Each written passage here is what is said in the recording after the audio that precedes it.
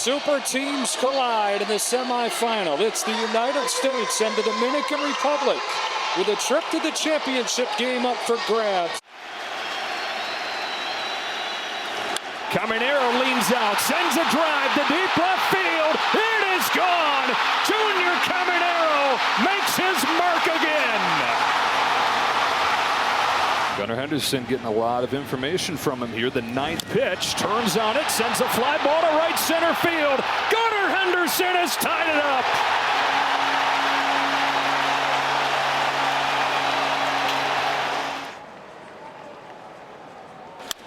Fly ball right center field. Rodriguez and Tatis going back. It is gone. Roman Anthony gives the U.S. the lead. High drive center field. Rodriguez going back. Did he get enough? He did not, because Julio scaled the wall. to Perdomo. It is on to the championship.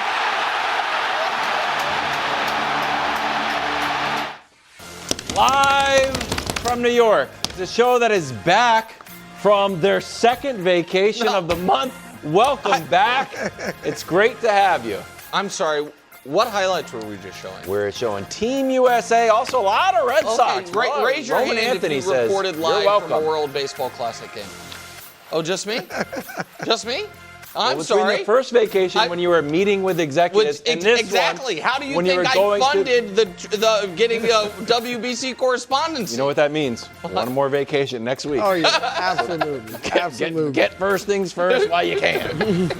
First hour of the show. Today, Luka wins it over Denver. Is it time to take the Lake Show seriously? Meanwhile, Professor Broussard is back delivering his off-season grades.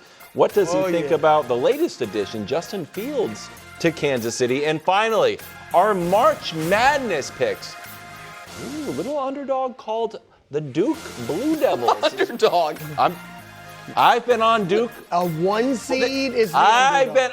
Before they were the one seed, I had Duke going to the Final Four. Okay, that's We fine. knew they had one of the best players in the underdog. country coming in. They've been a top-ranked team all I have year. them going against every team in all of basketball.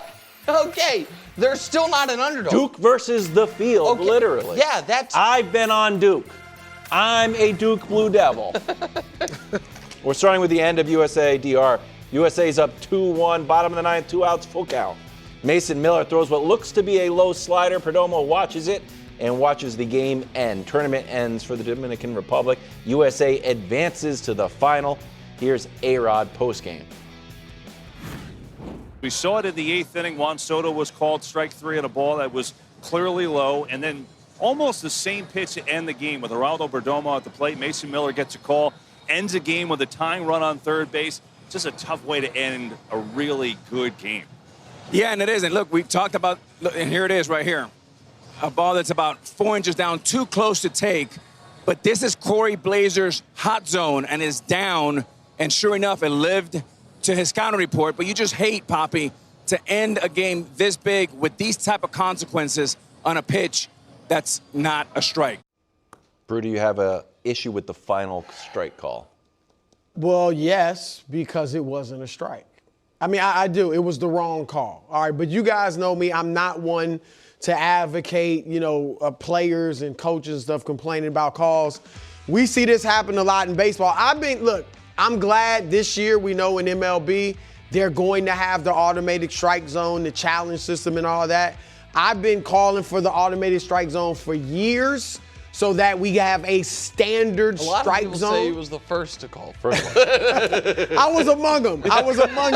But they obviously didn't have it in the World, Baseball Classic. So maybe next time. So I do hate that. That said, look, and Perdomo, that was a great at-bat up until he struck out. I mean, he fouled off 2 100-plus-mile-an-hour fastballs. When he had 2 strikes, it was a 7-pitch at-bat. So I'm not going to kill him, but A-Rod kind of referred to it. It's too close for you to take. That's close enough to the strike zone where I think you need to take a chop at it. And so he didn't. So I'm not, look, I love what Pujols said. He didn't make a big deal out of it, but it was the wrong call. It was the wrong call. And it's also true the Dominican Republic was probably the most talented team in the tournament. And probably if that game last night is played out 100 times, I don't know that Team USA wins 51 of them, because it felt like the Dominican Republic should have scored way more than one run last night, which is why I don't feel bad's the wrong word, but they have themselves to blame for the loss. The third inning, Tatis gets thrown out at third. Now, that's an amazing throw by Judge, but still... He should have stayed at second. It's a base running. You try not to make the first or third out at third is, kind of an old baseball thing. Soto was on deck like... Right. First inning, one of them. they had first and second, one out. Or the fourth inning, pardon me. First and second, one out. They got 0 runs. Fifth inning, first and second, one out. They got 0 runs. Seventh inning, first and third, one out. First and third with one out in the seventh inning of a one-run game. You get no runs, including second and third with 2 outs. Didn't get a base hit. And then in the ninth, prior to that, they have a man on second with 1 out, and they can't get him home. You have plenty of opportunities to win, and then it does come down to, that's a bad call. But it's also unfair to say if he walks that all of a sudden they're going. Now, they obviously could have won. They could have, they could have tied. Don't know. But it's a bad call. It's also not the reason they lost, and they also had plenty of opportunities to win. Zooming out, these were the 2 of the best offensive teams in the tournament. They combined for only 3 runs, some defensive gems, some great pitching. What was your number 1 takeaway from the game? I wonder if that was the single greatest collection of talent in a non-exhibition baseball game ever. You don't have to wonder. I don't know when in the world it could have been better. Okay, so this is the All-Stars Gold Gloves from the starters last night. 52? 52 All-Star selections. Yeah, not players. 52 All-Star selections between them. 5 MVPs between them, which is especially impressive because basically it's every MVP other than Ohtani and Trout. Because active MVP, because those guys have won so many of them. And then there were shots of just like, here's Pujols. right. It was 17 All-Stars. And here's the other thing that because I do want to give the Dominican credit, because the U.S. we're going to have time to talk about. I'm amazed that a country of as many people as the state of North Carolina has done that in baseball. It is the collection of talent that has come from this really tiny nation is statistically implausible to the point you wouldn't believe it if we weren't seeing it play out in real time. And I loved watching them play throughout the tournament, and they would have been deserving champions of this whole thing, bro. Yeah, no, absolutely. Look, they were my pick, So I'm glad Team USA has a chance to win this thing. But we all made our picks. I picked the DR, so part of me was like, just to be correct, was wanting them to go ahead and win. But yeah, I agree. The collection of talent, and I was saying we won't see that collection of talent playing against each other until the next World Baseball Classic. Mm-hmm. So there's that. But my biggest takeaway was the reason the U.S. was favored, because you look, as stacked as our offensive lineup was, I would argue the DR's was more stacked offensively. But the reason we were favored was because of the pitching, and that's what won the game. Like you mentioned, the DR stranding all these runners on base. They were 2-9 with runners in scoring position, but that was our pitching coming through. Skeens was obviously great, but he didn't overpower them like we're used to seeing him do, which I thought was impressive on his part. He only had 2 strikeouts in like 4 1/3 innings. But he showed poise. He, worked these guys and made, ball placement, all of that. So I thought he did a great job. And then the bullpen came in and struck out 6 in 5 innings against a lineup that had been terrorizing, broke the record for the most home runs. ever in the World Baseball Classic. So our pitching is what is getting us into the finals. So here's where the DR ranked offensively in the World Baseball Classic. Best batting average, the most home runs, the most RBIs, the highest on base percentage, and the highest slugging percentage. Skeens, to me, the first inning, he only threw a handful of pitches. He let up the home run. But Skeens has graduated to must-see television for me. If Skeens is pitching, it's like if there's going to be a random Pirates-Mariners game, I'm like, oh, you know what? Skeens is pitching. That is now on my watch list. And it was great. He's unbelievable. Yeah, and it was great to see him in a game of consequence, too. Because we rarely see him in games that mean anything. So he ends 2-0. He allowed one. That was the only run that he's allowed in his 2 games. Only 7 hits, 9 strikeouts. He's the real deal. And that's why, if he's not going to go to the Yankees, then I guess I'll become a Pirates fan. I don't think he's going to go to the Red Sox. We don't spend any more money. Can I say one other thing real quick? Is it about Team Italy? Well, I was going to save Team Italy for later in the show, which is, the Royals are very well represented in this tournament. Well, it's Bobby Witt, 2 guys on Team Italy, 2 guys on Team Venezuela. Bobby Witt looks good. I was rooting for Bobby Witt. Witt's unbelievable. He might smooth. Listen, he might be the best American player in baseball. Aaron Judge has an argument. Bobby Witt has an argument. That's the end of the argument. But that's not what I wanted to say. The old line, what's the best time to plant a tree last year, but what's the second best time to plant a tree today? What the World Baseball Classic to me has shown, and I think Fox has done a great job making it feel big, is that it takes investment to create something that is going to matter down the road. I remember when this tournament came to be, and people were like, well, okay.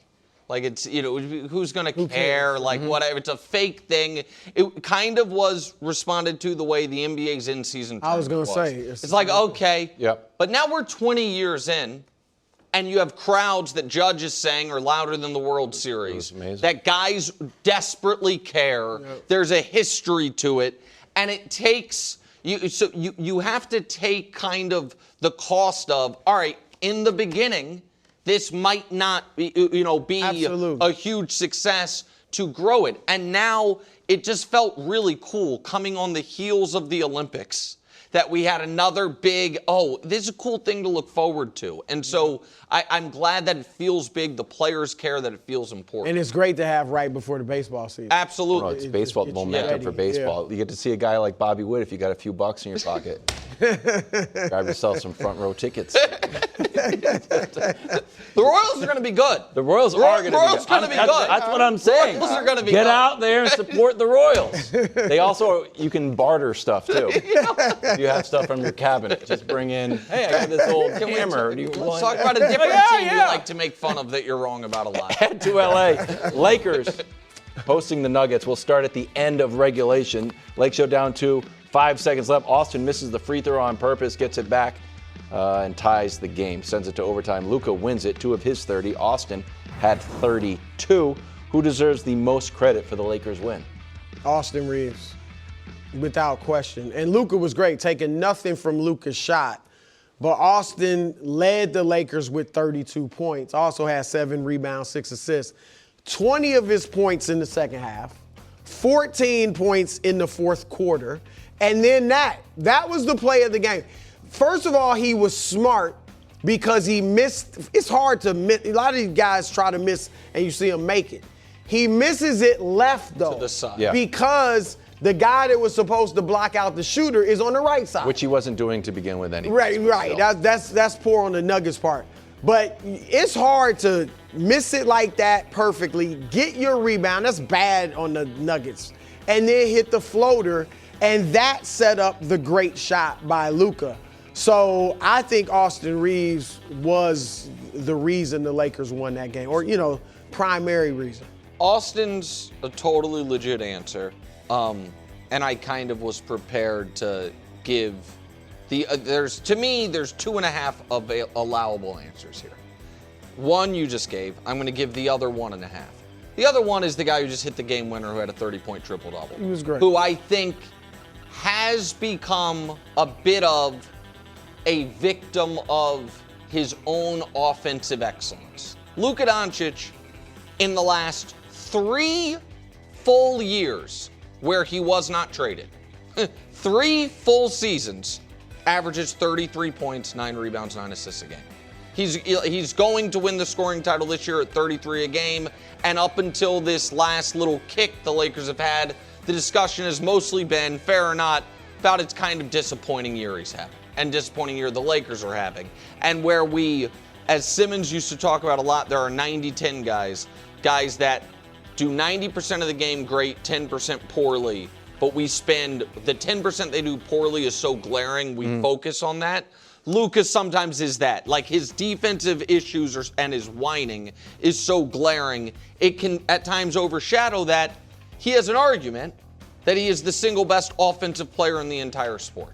Certainly has an argument. Shea has an argument for that. Joker has an argument. He has an argument with them. And the other guy that I just want to mention in this, with the 17 points on the stat line, is Bron. Not just because of the full-out dive that JJ was so impressed by.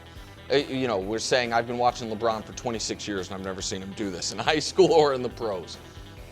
But because, and we'll see if it lasts into the playoffs, he is the player who has adjusted the most in order to try to make the big three work. Like, he understands Austin is ascending and Luka's going to be Luka.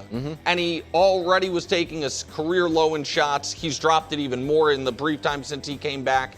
And I think little moments like that, Brew, from the oldest guy in the league, legitimately matter. Yes. I agree with that. Now, I would not say that's a legitimate answer for the most credit. Who deserves no, the most I agree credit. with that. I'm just trying to shine a light on it. I think Luka's a legitimate answer, as is Austin, as I said. Yes. But LeBron, and I'm going to talk about LeBron in a moment. Yes. All right, we'll zoom out. LA has won 5 in a row, 8 of their last 9, currently 3rd in the West.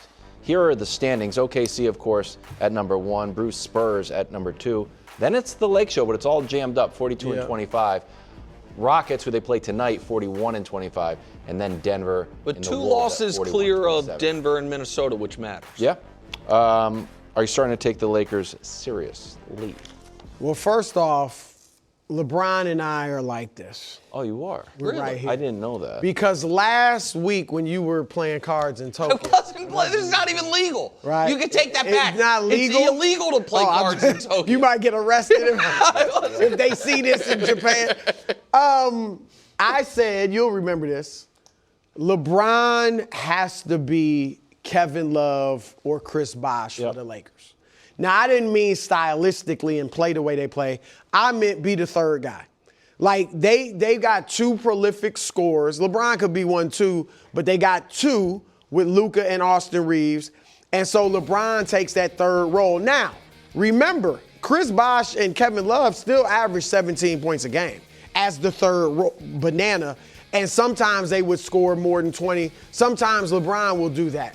But LeBron, because you mentioned Reeves and Luka, they can't do anything. They score and pass.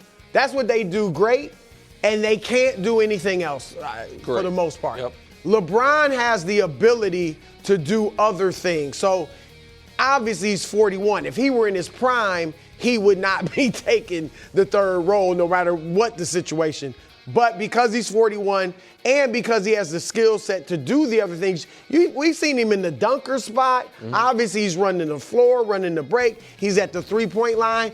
Like, he is doing the little things to be in that third banana. And that dive, you're right. I give LeBron tons of credit for recognizing what needs to be done, being as one of the 2 greatest players ever in my book and most people's book, to subjugate his ego to say, it's one thing to do it for Luka, to do it for Austin Reeves. So he's subjugating that because it's best for the team. And so I give LeBron a lot of credit. Now, as far as taking them seriously, I would be floored if they won the West. Floored. All right? Now, I do think they're better than Houston. I think in a series, I still might pick Denver, but that's a close one. They could beat Denver. I probably would take Minnesota. Minnesota's been bad lately. They've been up and down, Yeah. but I think energy and athleticism, which is what OKC, San Antonio, and Minnesota have, that could bother the Lakers in a 7-game series. And I will throw this out. Okay. Again, I don't think they can win the West. But what's interesting, and you know how much I like San Antonio. I mean, they have no playoff experience among their young core. And so you wonder, it would be interesting in a series with the Lakers against the Spurs. In a 2-3 matchup, which is what we would get right now in round 2. It would be interesting because of the complete experience gap. And so that would be interesting. But they're playing well. And JJ's improved their defense too. KW? Well, I have one graphic I want to show you. And then, but I don't want to admit this. But I'll show you the graphic first. Lakers defense. Hey, if you're going to play great defense, you're going to win games. On the other side of the ball, though, you can just address it quickly and then talk about the Lakers. I don't love this Nuggets team. I want to. I want to be in love with them, but they're just. No, they right now they don't feel like they have it. I don't know what's missing. It's like. It's just I don't know. Is it a Mike Malone thing? What do you mean? That he was the one. Well, they're not that good defensivly. Yeah, I mean their defense. Whatever you're saying, the Lakers' defense. The same thing. Yeah. And so they don't have a ton of athleticism. So Wiles just showed the Lakers' defense graphic. I don't think they can stay 8th in defense. The question is, can they be 14th? Be okay. And can this offense? Dust, we show the offensive graphic, then we'll show my other ones. Same time frame here. Their offense went from good to great. That was always going to be the path. The path had to be a top 5 offense. And it wasn't the first 58 games of the year. It was a good offense, has to be a great offense. But so I also, Brew, would be stunned if they win the West. Because I think right now the Western Conference is a 2-team race. The 2 teams at the top. I also think on this show, they have not been given the same amount of hype or respect as the Charlotte Hornets.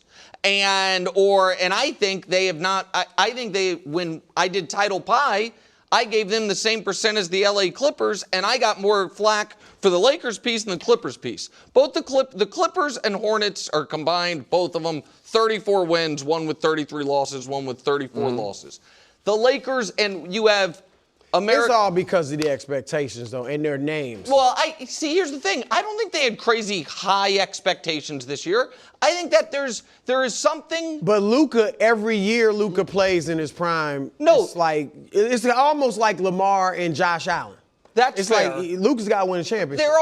There's also the element of it is very popular on TV to probably overestimate the Lakers. Sure. And America's most popular basketball broadcaster by a mile for the last 3 years has been very openly rooting against the Lakers. Going into that game, said, and everybody loves Chuck. I love Chuck, said, I am praying they lose because I don't want to hear other people saying they have a chance. But he might be cutting through some of the hyperbole. It's like this team can't win. But here is, don't overreact to a regular but so season here is, I guess, my point. Because if show the big 3 graphic, show the net rating graphic, then I'll give my real take. Because, listen, it wasn't working. It is working. Those 3 guys on the court together. Mm-hmm. And by the way, it's more minutes post-Christmas than pre-Christmas. You know what I mean? Because pre-Christmas, there was a lot of guys out with injuries. Here's the other thing. It's working because LeBron has taken that 3rd role. So this is not to show they should be playing Rui instead of DeAndre Ayton. That's not the point of this graphic, because those minutes are nothing. The point is the big 3 plus Marcus Smart and a big works. Again, there's only 143 minutes, so some you would play Ayton, some you would play Rui. But in this, the Lakers seem to have found a lineup that works. The big 3, Marcus Smart and one of their bigs. Like that is over the. Because Smart gives them defense. Someone can guard on the ball. And Ayton just with his size. Yeah. And so here is my, lead up to the whole take. OKC can win the title. The Spurs can win the title. The Celtics can win the title. After those 3, if you want to say we should not take any team but those three seriously, I'd be like, okay, I get it. Those are probably the titles are going to be one of those three. But if the group involves more than those three teams, then the Lakers must be included. There is not a team other than those three that have a stronger, not Detroit, not the Knicks, not the Nuggets, not the Rockets. There is not a team that you can say clearly. They get invited to the maybe party. There are decisively ahead of the Lakers. Yeah, I mean, you can argue the Knicks. You could. I've said it. If the Lakers were in the East, they would have been the favorite before Tatum came back. But yeah, Minnesota, they're in that group. Denver, I still think Denver's in that group. To me, there's three favorites. Celtics, Spurs, Thunder. And then after that, the Lakers can look eye to eye with every other team in the league. Okay. I mean, I think so that's... Rudy Gobert goes for 20 career high. That was against the Nuggets, I think. Oh, that was both. He did it against... He did the turnaround jump shot against the Nuggets. Justin Fields and Game KC. 7. Next on FS1 and the Fox Sports Channel on Sirius XM. Welcome back to First Things First. Tomorrow, friend of the show, Alex Rodriguez joins First Things First, 3:20 exactly. Talk about the final game. That's going to be on Tuesday. Team USA versus Italy, obviously. But if it's not Italy, it's Venezuela. Either way, a couple Royals involved. There we go. Chiefs have a new number 2 QB, Justin Fields, coming over from the Jets. Kansas City sending New York a 2027 6th-round pick. What is your number one takeaway of having Justin Fields on? I can't give just one. First of all, very nerdy comp pick thing, because the Chiefs right now are in line to get a 4th-round and 7th-round comp pick in 2027 draft because they lost more free agents than they brought in. Had they signed any quarterback, they'd have lost the 7th-round pick. Trading for him, you still keep that 7th-round pick. And so they barely gave up anything draft pick-wise, and they're only paying him $3 of his $10 million. In a world where Gardner Minshew just signed for $7 million, that's a bargain. So, like, just from a cap standpoint, that's smart. But more importantly, my dream of the Chiefs running quarterback sneaks again. Remember, I wanted them to sign Cam Newton for 3 years just to run quarterback sneaks. And I don't think Kareem Hunt's going to be back, so our little 4th down hack could be gone.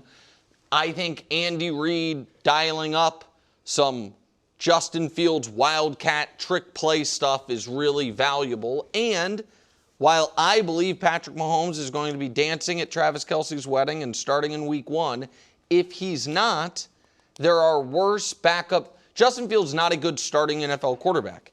I think he will be one of the, 6 to 8 most qualified backup quarterbacks. And so if it wasn't going to be Kirk Cousins, this is, to me, a great option. I like Justin Fields way more than Kirk Cousins. I like Justin Fields once Patrick Mahomes is fully healthy way more than Cousins. I think I like Cousins more if he was going to have to start for 3 weeks. I agree. You know what I mean? Like, I like Justin Fields as an idea, but not as the starter. But I think they didn't have a backup. They needed a backup. So I like the move. I think what you said about goal line plays or quarterback sneaks or something, that's legitimate with Justin Fields. Outside of that, I don't think much of it. The Chiefs' backup doesn't really matter. It's going to be about Patrick Mahomes. We all know that. And here's the thing. If you want to say, if Mahomes misses, let's say, half the season, I don't think Justin Fields is holding down the fort. No, but go ahead, KW. I like this move a lot. We're always looking at the next Sam Darnold, like who's going to be the next guy to reclaim their career. Justin Fields was drafted by the Bears, who very quickly were just like moved on from him mentally because Caleb was in their mind's eye. The Bears have never developed a quarterback. Then he goes to Pittsburgh, who have, short of Ben Roethlisberger, still struggling to develop a quarterback. He played well, but actually Tomlin seemed to like Russ, even though Justin was winning. Then he went to the Jets, who haven't developed a quarterback since Mark Sanchez or maybe Joe Namath. Now you get to be with Andy Reid. If we're looking for candidates for the next Sam Darnold, I think spending a year or 2 at the feet of Patrick Mahomes, learning from Andy Reid. I don't know how much he's going to pop onto the field, but if he does, Sure. Oh, I agree, Brew. I think you would agree as well that if you are someone saying, you know what, I believe that in 2029, Justin Fields is going to be a quality starting quarterback, which I don't think there's many people who believe that. But I'm saying if you're someone who believes that, you love this. Like, if that's going to happen, this is, I would say, the best or second best signing with the Rams. The Niners, or, it's something like this is, for Justin, this is great, which is why the reporting is he asked for it to, they had a few teams they could have gotten this type of deal for, a 6th-round pick, and that he wanted to go to Kansas City. And I do think there'll be a package for him. Like I like that. If they can put together a package for him, because obviously Mahomes will be fine with that. So the Chiefs going from being the least threatening, when you were preparing for the Chiefs, all you prepared for from a defensive perspective was stopping the pass. They had no scary, maybe the Kareem Hunt 3rd and 1s, but nobody could stop those anyway. You spend all your prep time on slowing down the Mahomes aerial attack or Mahomes with his legs because they had no running attack to speak of. They now added Kenneth Walker, the DeMarcado, who's better than any running back they had last year. And if they just have 2 to 3 Justin Fields runs every other game. You're going to take Patrick Mahomes off the field? Yeah, I don't think it's going to be did it with Russ a little bit, right, in Pittsburgh? I guess. Fields came I don't think it's going to be a regular thing unless Mahomes, just because of the injury. No, but I guess my point is they didn't last year, but the year before they had the Kareem Hunt short yardage package, they would do direct snaps to tight ends for 4th downs. You know what I'm saying? Yeah. Like if their version of the tush push package involves Justin Fields, to me, it's just more to have to deal with. It'll be interesting for Andy Reid. All right, Falcons said Tua and Michael Penix will compete for QB1. Tua sent this message to Falcons fans. Take a listen. What's up, guys? Tua Tagovailoa here in the Falcons facility. Just got done signing. Just wanted to say that I'm very excited. Me and my family are excited to be here and part of the organization. And rise up, baby. I like that.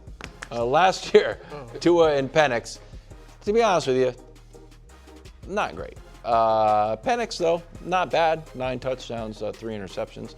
Tua had 15 interceptions. Passer rating, literally the same, 88.5. Who do you think starts week 1, bro? Well, look, Penix, we'll see if he's back healthy, enough to start. But I think ideally, if you're a Falcons fan, you want Penix to win this job because he's younger and he has injury concerns himself, obviously, dating all the way back to college. But he doesn't have the concussion, the next really hard hit or fall where he hits his head could end his career, end his season, end his career. So you'd want Penix, but I think Tua's a better quarterback. Like, I think Michael Penix will probably never lead the league in passing yards, which Tua's done. He'll probably never lead the league in completion percentage, which Tua has done. Look at these numbers for their career. I get it, Penix is early in his career, but it's not even close. And Tua, not in the greatest situation. I know he's had a couple years in Miami where he had all that talent around him. But even before Mike McDaniel got there and Tyreek Hill got there, Tua would win games. And I've teased him about beating tomato cans, not winning in cold weather. That's true. But he still just about always has had a winning record for the season, but for these last couple years. But look at the numbers. They're not even close. And Tua is just the problem of the concussions and all of that. But I think he's definitely the better quarterback. I'll throw this out there. He hasn't been the same guy since there was all that talk about maybe him retiring. But that doesn't mean he can't get back to being that guy. They got a ton of weapons in Atlanta. So I do think he's better than Michael Penix. Even though if I'm a fan of the Falcons, I would want Penix to just beat him out and maybe prove he's better. Makes sense. So I think aside from what Falcons fans want, I think I disagree with everything you said. You don't think Tua's better than Michael Penix? I think that you know who I also think will never lead the league in passing or completion percentage again? Tua. I think if the question were, will Michael Penix ever have a single season as good as Tua's best season, I would say no, I don't think he will. But I don't think Tua is ever going to come close to that again either. I don't know if that season was a fluke, if it was who he was going to be, and he got unlucky. The season after that is when he led them in the league in completion percentage. But that was the season right where he missed a lot of the time because of the injuries, or is that the season after that? He has not been. I had concerns about Tua's viability even when he was doing those things, but post the multiple traumatic concussions and how he changed his style of play, he's not a viable NFL starting quarterback. Flatly, in my opinion. And so you don't think he can get back to No, I don't. And I think that he will never be in a situation as beneficial for a quarterback's numbers as that first year in Miami. I mean, this one's pretty sweet, though. Not a talent. I mean, if he does ball out, I just don't want it to be like, wow, look at all the talent. We're up to Drake London. You got Kyle Pitts. Bijan does a lot of the work. Okay. I'm not saying he's great. I'm just saying I think he's better than Michael Penix. Okay, and I'll talk about Penix in a second, but hold on. The straw man of I don't want to have a guy torn down for something is not. Those aren't what you don't have to worry about that with me. Those aren't waters in which I swim. There is one very specific team with one very specific coach that I have thought has always elevated the quarterback play, and that's the Niners. And I thought has did it with Jimmy and then did it with Brock, and that was a specific thing. He didn't do it. The flip side is when it comes to Tua, if he is the player that when they signed him to the contract that I sat here and said, in the face of all of it, I thought was a disaster, and you told me, what more do you want the guy to do? Well, he led the league in completion percentage. That if he continues to have teams pay him to go away, like the flip side is, what evidence do you need to say he's not a good player? Like the Dolphins, like to see him lose a bunch of games. The team being the closest to him saying, we'll give you $100 million to go away when we don't have an obvious solution at the position. Well, Malik Willis, I mean, if they want to turn the page GM-wise and coach-wise to Malik Willis, I think that could have been a win-win. So I think that, I guess the short version is, I think I was right about Tua all along. And I don't think he is going to be a viable NFL starting quarterback. As far as Penix, I think the trend that these teams are starting of, we're going to take project quarterbacks high in the first round and then give them less than a season's worth of starts before we turn the page is bananas. The win-loss record on your graphic was crazy. I mean, that's it? He has 12 starts. Why are we even discussing He started this? 3 games as a rookie because remember Kirk Cousins was there. Yep. And then last year he started 9 to bruise the other graphic. The win-loss record wasn't good, but he was playing okay. Blew out his knee. They played much better with Cousins. Absolutely. Well, yeah, but Cousins is a 15-year veteran or whatever. Like I just don't think you can take quarterbacks that people think are going to take some, even though Penix is an older player, aren't going to be plug and play instantly excellent. And then J.J. McCarthy, 10 starts. Michael Penix, 12 starts. You're like, we're done with him. I think that's terrible process. I agree with you, but, and Danny made this point last week, this new regime and coaching staff is not tied to Penix. Even though I still think the preference would be for Penix to just go out there, look much better than Tua in training camp. He's our guy. They aren't tied to him. It wasn't their pick. That's the thing. If it was the old regime, you're right about that. Absolutely. So I guess they could just say we wouldn't have taken him. It just seems like such a crazy way to treat young quarterbacks to start them as rookies when instead it's like we're not giving you the year to just kind of learn. We're going to start you early and then you have less than a college football season worth of starts. We're like, we're done with you. We're done. Oh, you beat Josh Allen? I don't care. More World Baseball Classic coming up. But before we go, take a listen to Big Papi giving out his first My Dog shirt to Roman Anthony. It kind of hurt his feelings. Take a listen. I had to tell you, kid, this might be one of the toughest moments for me to say congratulations to someone that I really love, but I got something for you right here. Bam! My dog teacher, I got to give it to you, kid. Let's go. You earned it today. Let's go. Congratulations. NBA is getting closer to expanding, Brew. Meeting set later this month to see if there's going to be more meetings about Seattle and Las Vegas getting teams or getting a team again. The other dominoes. Does this mean that the Wolves and Grizzlies move to the East? Maybe the Pelicans move to the East? Reaction? Teams are going to fight to move to the East. You think so? I'll tell you that much. Yeah. You think the Minnesota Timberwolves, it would be like, wait, we can be in the East now? They should be in the East. Minnesota in the East. Honestly, that'd be great for the league. Yes. Anthony Edwards, you want him to play in huge games, and he would be doing that every year in the East. Yeah, Minnesota plus either Memphis or New Orleans would go East, I think. But go ahead. That'd be great. No, just your reaction, whatever your there takeaway is. are 32 teams. There's obviously enough talent on the globe for 32 very good NBA teams. Well, timeout. You don't think so? Well, I haven't seen it. I've got a bunch of teams not trying. That's different than not having talent. Yeah, I think there's Utah's got more talent than there's ever been. They just I buy that. I just haven't seen. There's a lot of haves and have-nots in the league. Well, there's going to be, no matter how much talent there is, that's always going to be the case. That's just the nature of sports. Okay. You're going to have haves and have-nots. As long as you're not worried about a talent dispersion. I'm not. I think there's enough worried talent where that's not going to be an issue. Obviously, you love to see a team back in Seattle. What I would hope if they do put a team back there, I would love it if they're called the Supersonics. And I would love it if they were able to get their history that's now with the OKC Thunder, like the Browns did when the Browns became the Ravens, but then when the Browns got back in the league, now that was like 4 or 5 years later, they got the Browns. But did the Thunder take the Sonics' history? If you go on like Pro Basketball Reference or something, it has Seattle underneath the Thunder. So Seattle, you want Seattle to keep their Seattle-ness. You don't want them to like that history, raise a banner for the Thunder victory with SGA, with the Thunder championship. Put it in Seattle. No, not Seattle. No. Because you're going to keep the Thunder. Yeah. Yes. I'm saying that history of the Supersonics before they went to OKC would go to Seattle. You would have to change it because right now it is listed with the Thunder. Yeah, that they would hang the banner for the title in 79. 79, they won the title. Definitely. And then Vegas, look, the league estimates are that these two teams will be among the 8 highest revenue teams in the league once they get going.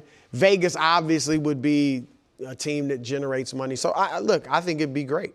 I assume this is going to happen.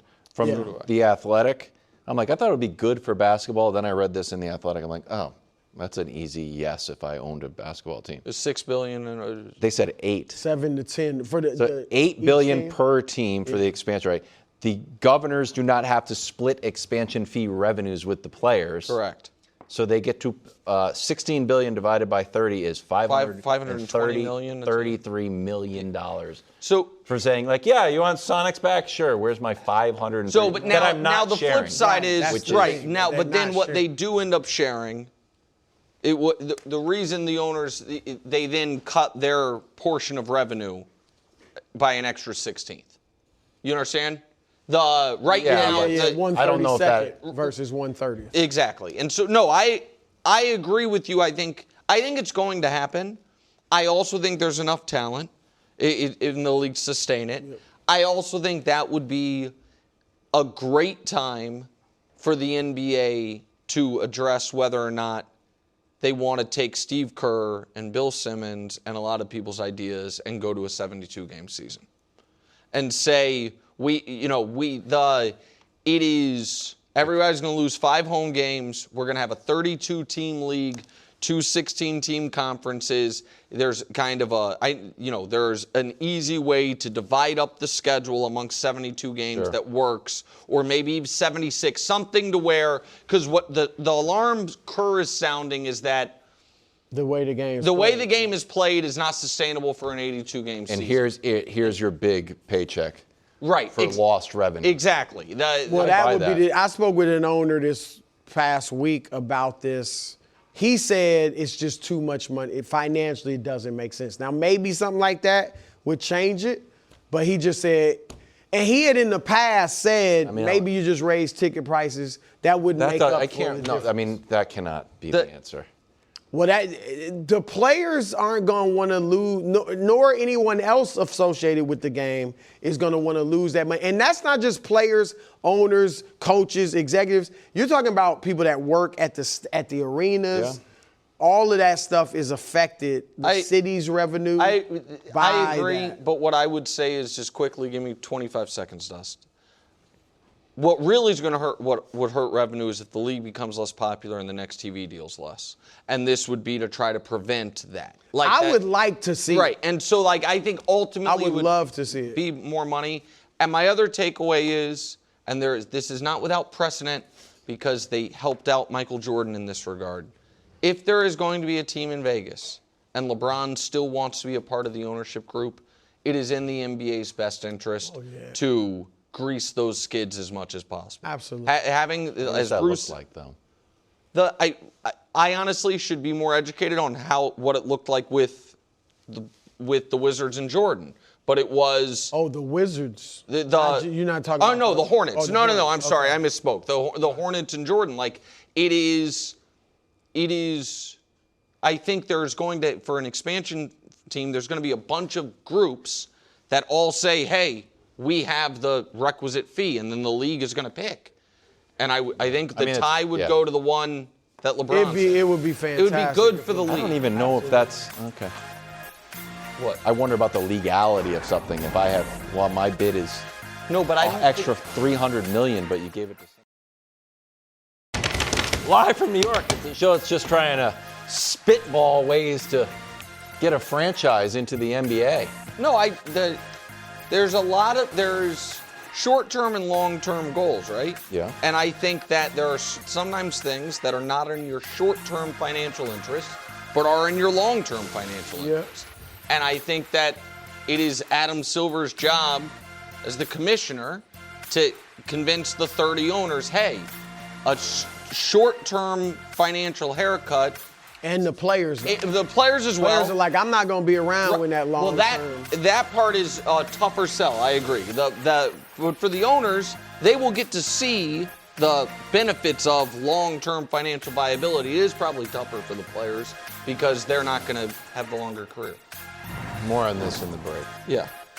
In the break. Today, Justin Fields headed over to back up Patrick Mahomes, or is he going to start week 1? We know he's going to be dancing at Travis Kelce's I wedding. didn't say Justin Fields was going to dance at his wedding. I don't know their relationship. I feel like Travis Kelce has to invite Justin Fields. Really? If Mahomes is not ready, he's got to develop some chemistry. Meanwhile, AJ Pierzynski is here to talk about Team USA's win last night and Italy versus Venezuela tonight. But right now, wow, school is in session. Professor Broussard, also known as Bruto.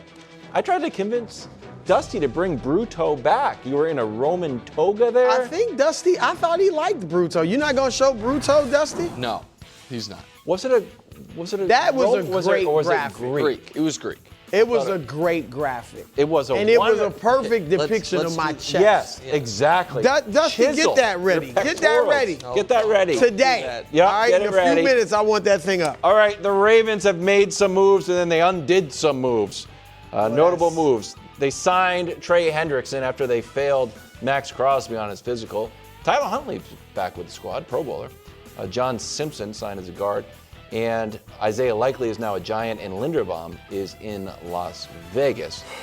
So, Brew, what is the offseason grade for your Baltimore Ravens? Well, you're right. I mean, look, I would have rather had Nick, I said Max Crosby. Like, I would have preferred that trade just go through. But I thought Hendrickson and keeping the draft picks was a great consolation. So, obviously, last year they were bottom of the league, I think bottom 3 or 4 in sacks. So Trey Hendrickson definitely addresses that. All right. John Simpson, they added to the O-line. I think they got some more moves coming with the O-line. I hate the losses, like especially Linderbaum. We mentioned Likely before Linderbaum. I hate losing Linderbaum. The center is very important, his relationship he had with Lamar. And Likely, I like Likely better than Mark Andrews. Yeah. Andrews is good, but Likely, I think, is getting better and will probably be better over the next several years than Andrews. But I am weighing into this grade because this is all off season. Yeah. The coaching change. Because I think they already had talent. If they say they're even, like they're about the same level they were last year, their talent wasn't an issue. It was, and I'm not putting it all on Harbaugh, but we saw them not perform in big games in the postseason. We saw them be heavily penalized. We saw them make mental errors a lot. So I think Jesse Minter, I just think they needed a new voice. I think he can address that. I like the new OC was under Ben Johnson. You know, it'll be interesting. I'm sure he's looking at Lamar like, man, I can do all sorts of things with him. Yep. So we'll see. So I am giving them, I hate the losses, but I'm giving them a B. Solid. Giving them a solid B. I thought that was good. I think that's a little home cooking for Brew's favorite team. That's what I think. I don't think I'm they're not worse. questioning your integrity as a grader or as a person. I put the coaching in there a lot, so you got to think about that. The coaching change. All right, we also have to, if we're going to think about coaching, we also have to think about front office. I would say this offseason's made it far more difficult for this front office to ever execute a major trade. Really? Well, they're claiming that's not an issue. But if they got a player that you want. No, the other way around. I'm saying if the Ravens have a player or picks that you want, I'm going to deal with them. Yeah, well, I mean, there were reports. I want to get Derrick Henry. I'm going to deal with it. The internet works in Tokyo. So did you see the reports from The Athletic that said that they were used to the Ravens effing with teams? Right. People? And yes. And so I think that in some corners of the NFL, the Ravens front office reputation took a hit. I don't disagree. Right. With that. So I'm saying I think that is at least somewhat damaging. Maybe it's not hugely damaging. I think it is somewhat damaging. I also think this offseason is almost impossible to grade until we see the Lamar deal and what that's going to be. So that is looming over, but you have to grade it in the meantime. Right. Also, 4 years, 118 for Trey Hendrickson reminds me a lot of 6 years, 120 for Von Miller that Buffalo did. Von was like 33. And Trey's 29. Trey's 29? No, I think Trey's going to be 31 this year. 31. Max Crosby was the guy you really wanted was 29. I think Trey's 31, going to be 32.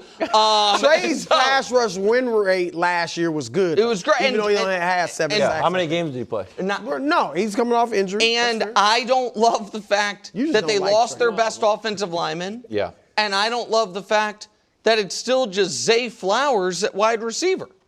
And so Bateman. I've never liked Bateman. I'm on the record on it. When he's healthy, he's decent. As a second guy.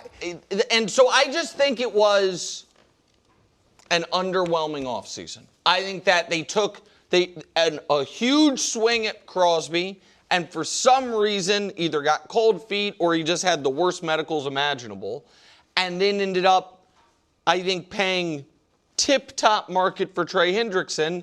So Trey didn't get what like Danielle Hunter got. No, but not Danielle Hunter. Is he not Jalen Phillips? But Jalen Phillips still but the Jalen Phillips still also felt desperate. That felt like a Panthers team that needed to overpay because of the Panthers. I just think a B's a little rich. That's all. Speaking of B's, we're headed to Buffalo. That's fear. Wow. I've never been afraid of the Ravens, ever. New coach, new stadium, and some new players. They signed Bradley Chubb. It's a $43 million deal. They got DJ Moore from the Bears. They extended Dawson Knox and McGovern, but they lost David Edwards, an O-lineman, as a free agent. What is your grade for friend of the show, Josh Allen, and the Buffalo Bills? They also fired their defensive mastermind coach, but all of a sudden they got better somehow. Yeah, well, they were supposed to just continue to give up 33 points a game in the playoffs. I'm just saying, all of a sudden the defense is good. Why? Well, that is a question. I do like Joe Brady. I think that's a good move. But I do have legit questions about will the defense be as good. You mentioned Von Miller. I think the Bradley Chubb signing, now he's only 29, but for some reason he feels a lot older. Because he's dealt with injuries. I know right. He feels a lot older. It feels a lot like the Von Miller deal. But we'll see. And then I love DJ Moore. He is a legit number one receiver. I think Shakir and everybody kind of fits now in their spot. Yep. So I like that. A B.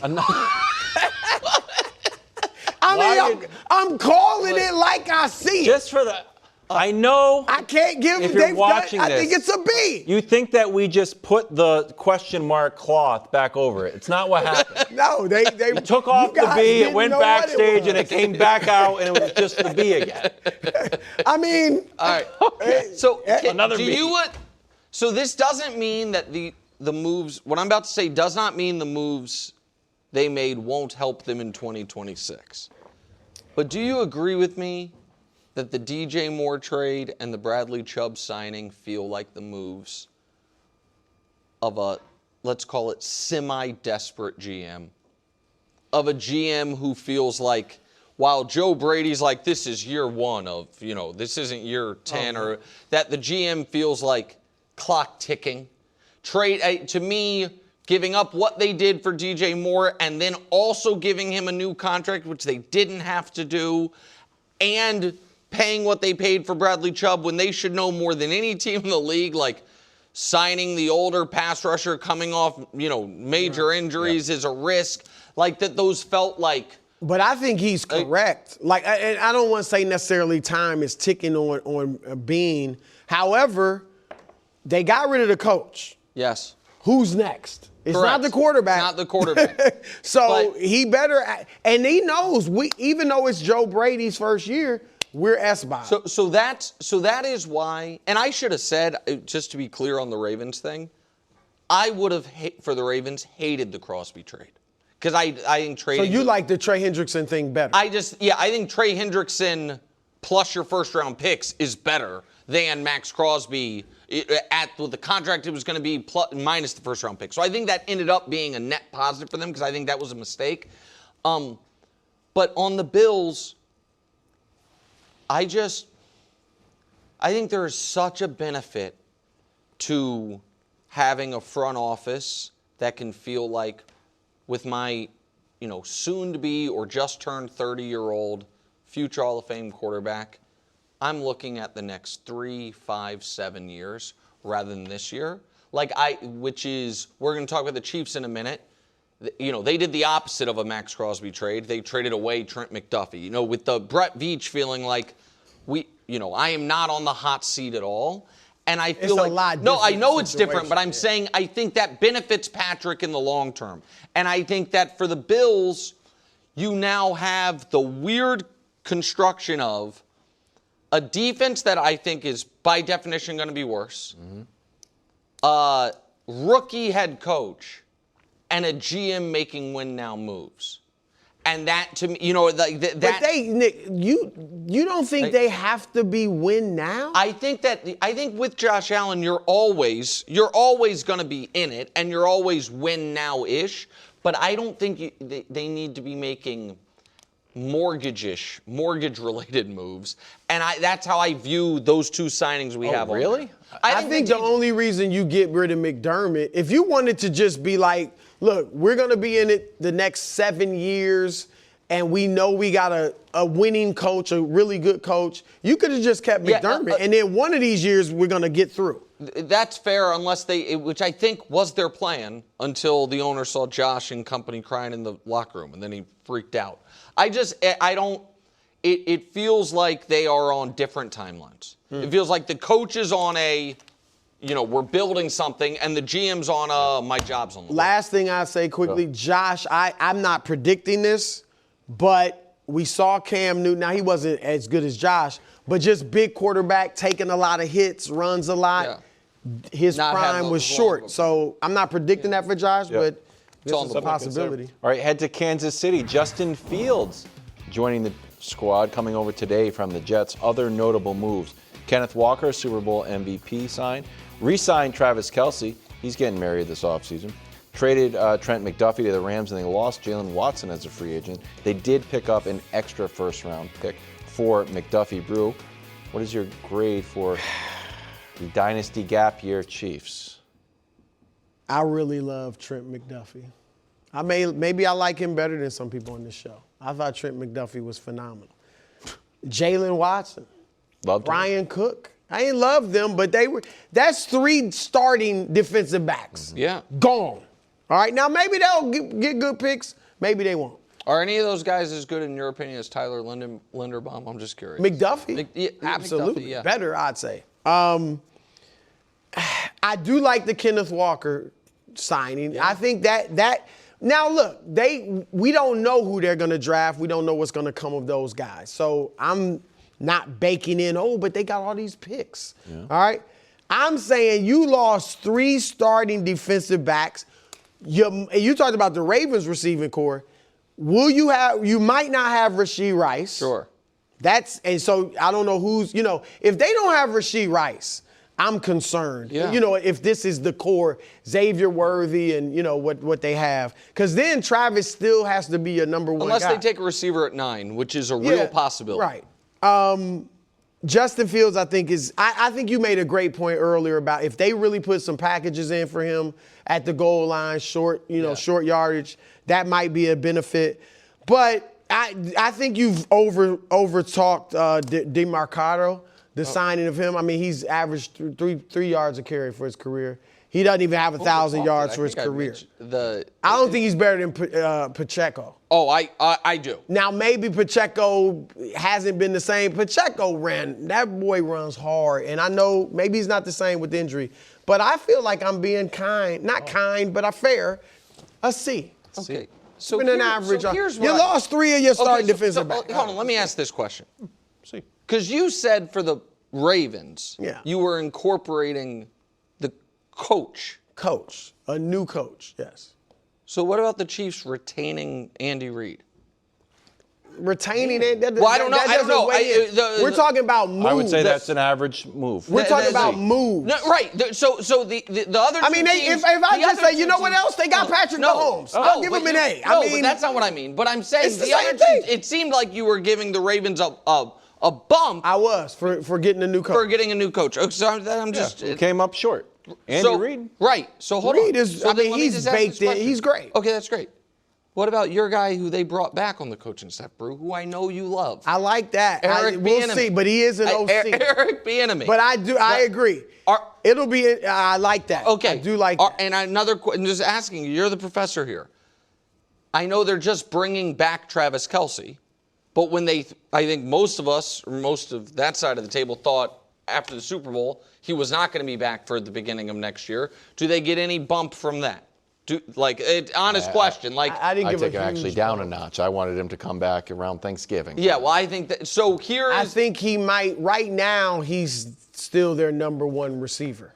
I think that is because this is also the grade I would have given the Ravens and the Bills. I think this is a fair grade right now. I think that the Chiefs' offseason is going to be impossible to grade until the draft.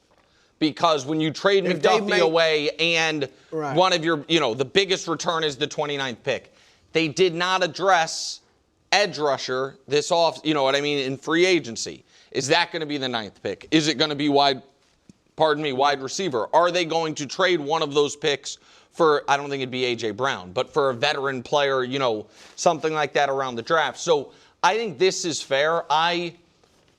I love Trent McDuffie, and I like Jalen Watson more than I think you guys did. I think those are 2 very good players. McDuffie's a great player.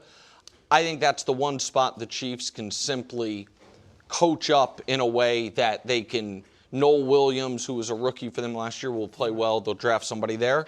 But I think the biggest addition of any contender this offseason was Kenneth Walker to the Chiefs. I think of any contender. Bigger than Trey. Wow. I think that instantly fixes what was. You don't like. What about McDuffie to the Rams? I don't think that is as big of an impact as the Kenneth Walker. See, we really don't need that. That's what I look like with my shirt off. Yes, I've seen that. Yes. That's. I'm surprised that's you have all those any push-ups, Wild. That you. Drew, you diss my push-up. Bruce said he could easily do 70 push-ups. I heard. Pop quiz. Name 2 people who are getting ready for flag football. Answer, Tom Brady and me. Fanatics Flag Football Classic on Fox. Star-studded 3-team round-robin tournament featuring the best in the game Saturday, 4 Eastern, only on Fox. We have flag football practice in the park Saturday, 9 a.m. March Madness is here. We're breaking down our favorite number 1 seed, our number 1 sleeper, and the team most likely to disappoint. A little bit of a negative vibe at the end there. Who's favored, KW? Well, Duke has the best odds to win. The team that you called an underdog is literally the favorite? I have been against everybody to win all these games in a row. What is it more likely they win the tournament or no? The field is more likely than Duke. So what would you describe that when it's more likely something else happens? They're the underdog. He is stepping out because usually just picks whoever won it last year. Thank you, bro. So you are Exactly. really Thank you, going out on a limb. Thank you. Now, Who's your favorite high seed? And I've been on Duke for months. My favorite number 1 seed is Arizona for a couple of reasons. One is, listen, I understand Florida's a number 1 seed, but there are 3 teams that were clear-cut, no doubt, number 1 seeds basically all year: Arizona, Duke, and Michigan. Yep. Arizona's the healthiest of them, which I think matters. It's the only one that doesn't have a key player of their rotation that's going to be out. They have 4 guys that are, in their top 6 of their rotation that are 6'7 plus, which have made them an unbelievable defense. And I like that the path they have is, to me, so fortuitous, and we're going to get to some of the other teams in a bit, like the different pitfalls they have. I think they have the weakest 2 seed of anybody of any of the 2 seeds in Purdue. I like the fact that, I know that we're going to talk more about Purdue in a minute. And I think they're the best bet of any of the 1 seeds to make the Final Four. Really? So even though I don't have Arizona winning at all, they're my favorite of the 1 seeds. I'm going with the 2 seed because it's high seeds. Yeah, high seeds. Houston. Really? Yeah. I love this. I like Houston. Good defense in Houston. One of the things I'm most excited about, this is a great freshman class, right? Yes. And I'm excited about seeing these freshmen, what they do in the tournament. And Houston's got one of the great ones, Kinston Fleming. And he can shoot it, he can pass it, he can slash. He's great. And then, Nick, you mentioned Arizona's defense. Houston gets after it. So defensively, they're intense. They really bring it, and so I like Houston. And they're in the South, which they're going to basically be at home. Can I tell you a secret, bro? Not really a secret, I'm just telling you.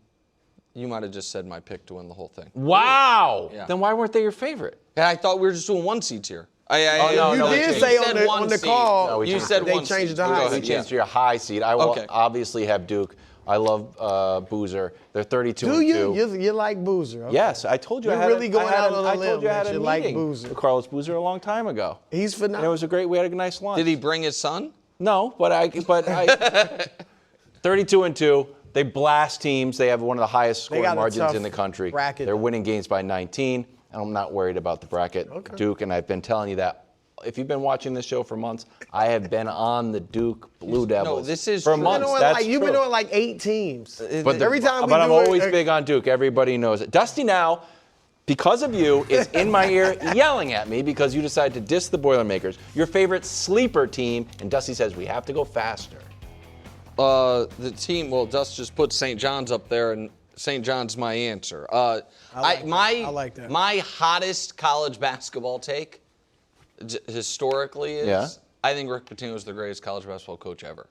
Really? I understand he doesn't have you can't put his resume next to better Wooden. than like John Wooden. No, I understand that, but what I believe there has never been a coach, certainly in the modern era of college basketball, that marries the elite recruiting at the highest levels, when he was at especially blue blood programs, with the elite tactical plus Calipari, the elite motivation, like He's great. Yeah. Calipari, filled coach. in 1 or 2 of them. Izzo, I think Pitino melded them all and didn't always have the structural advantages that Coach K had at Duke. So I think there's that.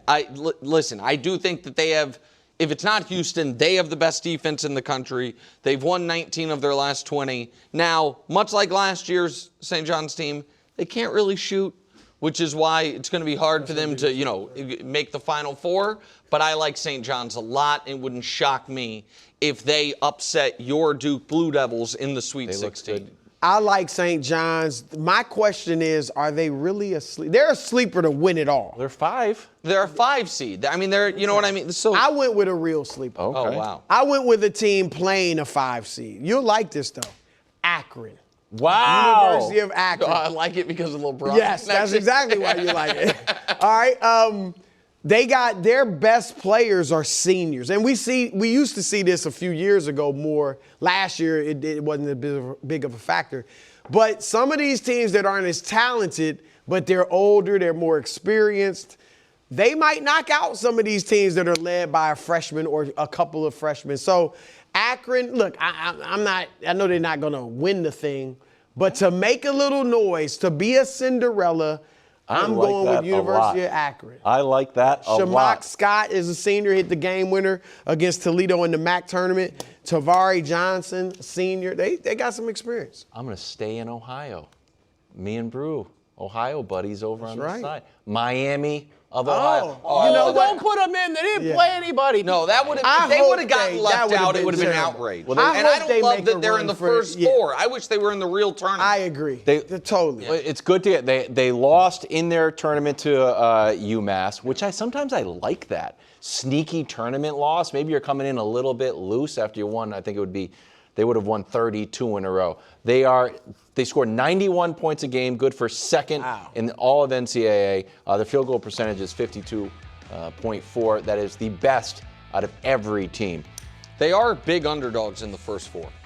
Like 9.5 point dogs. No one believes in them. I'm just shocked that people, I get they don't have the toughest schedule, but 31-0 at one point? It's very similar to the BAM argument in Miami of Ohio. BAM? Oh, the 83. It's hard to do it regardless of who you're playing. All right, finally. Why do you got Tuca? Most likely to disappoint. Purdue. Dusty's getting roasted. They were the preseason. Well, I'm about to explain to you. Oh man, they're the preseason number one. Real reason. That before winning the Big Ten tournament, had gone 6-7 in their previous 13 games. Listen, I understand they have a great offense. I also think they got a very unfortunate geographic draw. Round two, I believe they're going to beat Queens, who they play in round one. Round two is played in St. Louis. They're probably playing Missouri. So they're going to have a road game in the in the round of 32. And then if they win that, they're going to go to San Jose to play Gonzaga and have a road game there, a de facto road game there. They won't. Right. And so if they win that, then they wouldn't be disappointing, by the way. But then they play Arizona again, they would be on the road essentially. So I think that Purdue is not going to play to its seed. Wow. You guys hear that? Is that Dusty? Is that Dusty crying? Oh, gosh. He doesn't really believe in the tears I Boilermakers. hear? A lot of times he comes in, he's like, No, he believed in the Zach Edey team that lost in the national championship game. Yes. Since then, not so much. Go ahead. I may be taking the easy way out. North Carolina. Oh, what? Their best player, Caleb Wilson, the freshman. Surgery on his thumb. He's out for the season. He led them in scoring, rebounding, assists, steals, and blocks. 19 and 10, 20 and 10, whatever. I think they're gonna be rough. Ian on our staff Short stay in the tournament. went to Hofstra, and I said, I'm going to pick Hofstra to beat Alabama, even though I'm a Roll Tide guy. And he didn't like it, which gave me pause. Like, you're not rooting for Hofstra, and you went to Hofstra? He's like, no, I don't believe it. I was like, okay, well, I do. Here's why. Great defense. They play good defense, one of the best defensive teams in the country, lowest opponent field goal percentage. There's Hofstra, right there, right near Michigan and Kansas, Arizona, and my Duke Blue Devils. But what seed is Hofstra? Do you know? I'm just trying to find it. I thought they were They're 13. Okay, go ahead. Okay. But Alabama, there was one play in Weird and Wonderful that we ran when they were playing Georgia. And I said, I don't need to see any more from Alabama. If you're out there putting four guys on the court, right? You are not locked in. They stopped them though. But they have counterpoint. It was really bad offense. The dude's wide open in the paint. You are not locked in. Oops, we put four guys on. When Alabama loses to Hofstra, tell them you heard from Kevin Wild, and he spotted it weeks, just like I spotted the Blue Devils. Can I give the folks one bracket advice? More. This is not the year to pick a bunch of upsets. Biggest round one spreads in tournament history for the top 4 seeds. 25 plus. Tonight, after knocking off the defending champs Japan, Ronald Acuna Jr. and Venezuela look to end Italy's Cinderella run. All that espresso in the semifinal of the World Baseball Classic. Coverage begins at 7 Eastern, right here on FS1. Joining us yet again, AJ Pierzynski. AJ, welcome back to the show. One of the most surprising developments in the World Baseball Classic. Nick Wright is actually here for the interview. I couldn't believe it myself. It's like the Dominican Republic scoring 1 run. I was shocked. Did he get his espresso from the Italians? Because I need it right now. Look at my eyes. I'm like, no, you're locked in, dude. You're locked in. I need whatever Vinny gets. Really whatever Vinny has, I want. Really, I don't know that in the last 8 years anyone's done more television shows than me. I miss a couple of days to go do other work for the show, and I just get roasted. It's all really unbelievable. AJ, we're going to start at the end of yesterday's game. Perdomo takes this pitch. It looks like a ball. Is that too close to take? I'm over this, guys. I listen. It's not where he catches it. It's where it crosses home plate. And if you look at the front, and there's been side angles of this, is it low? Yeah, but he's called a couple of those already. The umpire behind the plate. So I don't know. I mean, if he walks him, then he punches out Fernando Tatis. Are we talking about this? I don't know. It's one of those things that should we have had ABS in this? Now that's the better question. Absolutely, we should have. If we're busting this out for the Major League Baseball season, why can't we have the ABS system for the whole World Baseball Classic tournament? It's a test ground. It would be the best test ground in the world, right? To test the system that you're going to use to decide World Series winners. Why not do it in this? Because this way you're deciding a world winner. Well, I think you may have just answered my next question, AJ. Like, I was going to ask, are you a fan of ABS? We know it's going to be in the you do. This, I am too. So okay. Not every pitch. Not every pitch. This, 100%, because it adds drama, it adds excitement, and until you've been in a stadium, when they put that little thing up on the screen, it looks like a video game, and the whole crowd is like, ooh, one side cheers, the other side doesn't because it's a ball or strike, and then it comes out, it's 1/10 of an inch off the plate. Like the crowd, it keeps the crowd engaged. It's another way to engage the crowd. Listen, not to be an apologist for anyone, just to be fair to why it isn't in this tournament. Major League Baseball, to their credit, they got every single player in Major League Baseball's measurements so they can have their own defined kind of strike zone. And they didn't think they could do, like, as we were talking about before the tournament, you got guys that are carpenters and Chechia, in this tournament. They go, and no disrespect, I think it's an awesome part of the story. They just didn't. That's why they weren't able to do it. Go ahead, AJ. But they have these things called planes, and they have these things called measuring devices where they tape measure. And they have rosters. I'm kidding. It wouldn't seem like it'd be that low. I'm just saying. I think it is. I think that it is probably easier to do it in Major League Baseball with professional baseball players and in Major League Baseball stadiums. The Carpenters would have the tape measure to begin with.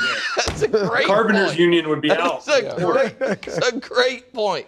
How shocked were you, AJ? Not that the U.S. won last night, but that the U.S. won with only scoring 2 runs. Oh, I thought all these games would be high scoring. But listen, the pitching, man, on these two teams is crazy. When's the last time you saw Luis Severino for the Athletics throwing 100 miles an hour? So good. If I'm the Athletics, I'm going, dang, where's that Luis Severino been? Throwing 100 every pitch, 96 cutters, right? And then Paul Skeens. Come on, guys. Have you guys watched Paul Skeens in his career as a Pittsburgh Pirate? You're not a Pirates fan. I'm starting to become a Pirates fan. You're not a Pirates fan. I'm a Paul Skeens guy. I'm a Pirates fan. I have to be. Okay. Well, are we going to watch a team I don't like? AJ, go ahead. I mean, he's the best pitcher. Him and Tarek Schoolboy are the best 2 pitchers in the world. And to go against this lineup and only give up a solo homer on really a hanging slider, and then the bullpens. These are the all-star bullpens. They brought in Tyler Rogers, and that was, to me, the biggest play of the game. There was 2 big, huge plays in this game. One, Juan Soto against a sidearm righty, and I was a left-handed hitter. I used to salivate when they would bring in a sidearm righty to face me as a lefty. I'm like, oh, I'm getting a hit here. Not for sure, but I have a great feeling. And then the other thing was Albert Pujols, and I don't want to knock Albert Pujols, but why did he not run for Austin Wells in the 7th inning when he was on second after his double, and then he didn't score on a base hit? I know Tatis struck out later in that inning, but why did he not run for Fernando Tatis? For Austin Wells, his catcher in that situation? Because almost anybody, as a former catcher, I know us catchers are slow usually. Run for me. And then if you get the fast guy on there, that'll score for me. And then the game's tied and we're having a whole different conversation. But these bullpens are nasty. Did you see the Dominican bullpen? Every guy's coming in throwing 100 with a nasty slider. These are probably the two best teams in this tournament. I know Japan's won it more, but if you just go talent for talent, these are the two best teams in this tournament. So the DR was number one in batting average, most home runs, on-base percentage, slugging. Like you said, everything was in the margins. I'm going to show you the quote from after the game. Soto actually said, "We showed the world who's the best team in baseball. That's all I've got to say." Your reaction to Juan Soto? Well, except for when they played the United States and lost 2-1. They're not the best team. Apparently, the U.S. is one run better. I mean, it just sounds like one of those quotes you catch a guy after he's frustrated after the game. But they weren't the best team tonight, and that's all that mattered. It's lose and go home. It's Game 7. It's whatever you want to put, whatever sport. It's the Super Bowl. It's the NCAA tournaments, March Madness. It's whatever you want to put on there, the Olympic hockey, whatever you want to do. It was that game, and they lost that game. So right now, the U.S. can say we're the best team over the DR. So, AJ, who do you think Team USA, is pulling for? Obviously, they'll just play whoever, and they won't name a team. But do you think they'd rather play Italy or Venezuela? Oh, they want Italy. Are you kidding me? They lost to Italy. You guys forget. And they're running the same pitcher back out there in Michael Lorenzen, who shoved against them last time. There's a revenge factor here for Team USA, especially with all the things that went into that, the Mark DeRosa stuff and thinking they had clinched the spot, but not really sure, that whole deal. Oh, they want Italy. But I'll say this about USA. You cannot line it up any better for them. They get an off day in between their semis and their finals. Italy and Venezuela, they don't. So they have to be a little more mindful of who they pitch and who can pitch back-to-back and who can do this and who can do that. USA's sitting there with all their pitchers. They're all going to be fresh because Mason Miller, he's going to get a day off. He can pitch again, right? Whitlock can pitch again. Their pitching staff is lined up. Whereas the Venezuela and Italy teams have to worry about playing 2 games in a row, and there's a lot of restrictions on a lot of these pitchers. Counterpoint to that: does DeRosa know the tournament's not over? Yeah, I mean, going crazy. I'm just saying, Cat's supposed to be the best. He thinks they're the champ. He's going crazy. He's having a blast. Like, whoa, end of the game. All right, hold on. Wait, we playing tomorrow? I'm American. I am also by heritage Italian. Also, very good friend of the show, the Pasquatch Vinny Pasquantino. Also, I'm a Royals fan. Jack Caglione is on Italy. I say all that to say this, because I may or may not be rooting for Italy the rest of the way. It was good for hockey that the U.S. beat Canada for the gold medal. It was good. An underdog story. It was a better story. Is the best thing for this tournament Italy running the table? For this tournament to feel like memorable, the 2026 World Baseball Classic, if Italy can pull off these upsets and win the whole thing. Where are you from? I mean, Kansas City, Missouri. But, okay, thank you. Go There's far your enough answer. back, dude. Where's Missouri? By the way, why is Kansas City not in Kansas? But we'll get into that later. Because Kansas City's such an awesome city, a state named itself after us. Actually, Kansas City predates Kansas, if you must know, Mr. Pierzynski. Predates Kansas? They named the state after the awesome city of Missouri. Look it up. But go ahead. Wow. Anyways, I mean, no, it's not. I'm American, dude. I want the Americans to win. If it's not the Polish, I want the Americans to win. Polacks don't have a team. You just said if it's not the Polish. That's what I said, and I'm Italian. Exactly. Thank you. We're on the same side in the middle, I will be rooting for Roman Anthony. Okay. Fair. AJ Pierzynski, thank you very much. Venezuela, Italy, AJ. tonight at 7 right here on FS1. We'll see you later, AJ. Thanks, guys. Thanks, man. Live from New York. First things first, overtime. I'm all thinking about candies. Who should go all in for A.J. Brown? He's not going to get traded till June. But we're going to cover it every day until he's in a Patriots jersey. I'll tell you that much right now. Meanwhile, do the Lakers deserve more respect? We look Certainly up from you, Kevin Wildes. They're all start playing defense. You didn't need the Hornets to ever play defense for you to love the them. Hornets are a great defensive team since the Hornets are a 500 team since the beginning of the season. But since New Year's, the line in the sand. Okay. And finally, lucky to get out of the play-in. We talked about them endlessly. Not endlessly. Lafonso Ellis joins the show to reveal the team's vying for the crown. The crown is in the building with security. I'm excited for this. Wow. It's a wearable trophy. It's a sick trophy. You should better not touch the I've already been told that I can touch the crown. I'm encouraged to touch the crown, and that would be my 3rd crown that I've ever worn. Yeah, he on wears this show. a lot of crowns. I on love the show. costumes. What's your deal? I like costumes. I love Halloween. That's where I get my Sour Do Patch you Kids. dress up on Halloween? Yeah. Of course. Really? Crushing Sour Patch course. Kids. I don't mean when you were 7. I mean now. Yeah, I can tell you my Halloween costume every year I think since he was like a 7. minion or something. It's a rocket ship. Last night, USA versus the DR. Two of the best offensive teams in the tournament. They combined for only 3 runs. Some defensive gems, some great pitching, some timely home runs. Courtesy of Roman Anthony. Won the game, no big deal. What was your number 1 takeaway from this game, Danny? I hate what it was. I hate that the number 1 takeaway from that game, I watched every pitch, is about the call at the end of the game. Oh. Because it should be our last balls and strikes controversy. We are 10 days away. It may be. We are 10 days away from automated balls and strikes coming. Opening day is 10 days from today, and it's here. And it's so frustrating to me that it wasn't here for this tournament. And I understand why. The tournament's played in multiple different countries. Baseball wants to measure every player so that Jose Altuve doesn't have the same strike zone as Aaron Judge, and you've got electricians and firefighters on international teams that you don't have all of the data for. And I understand, but the next WBC will have the automated balls and strike system. So it is just, that game was awesome. You had the 2 homers in the 4th. You had Aaron Judge getting robbed of his home run. You had him throwing out Tatis.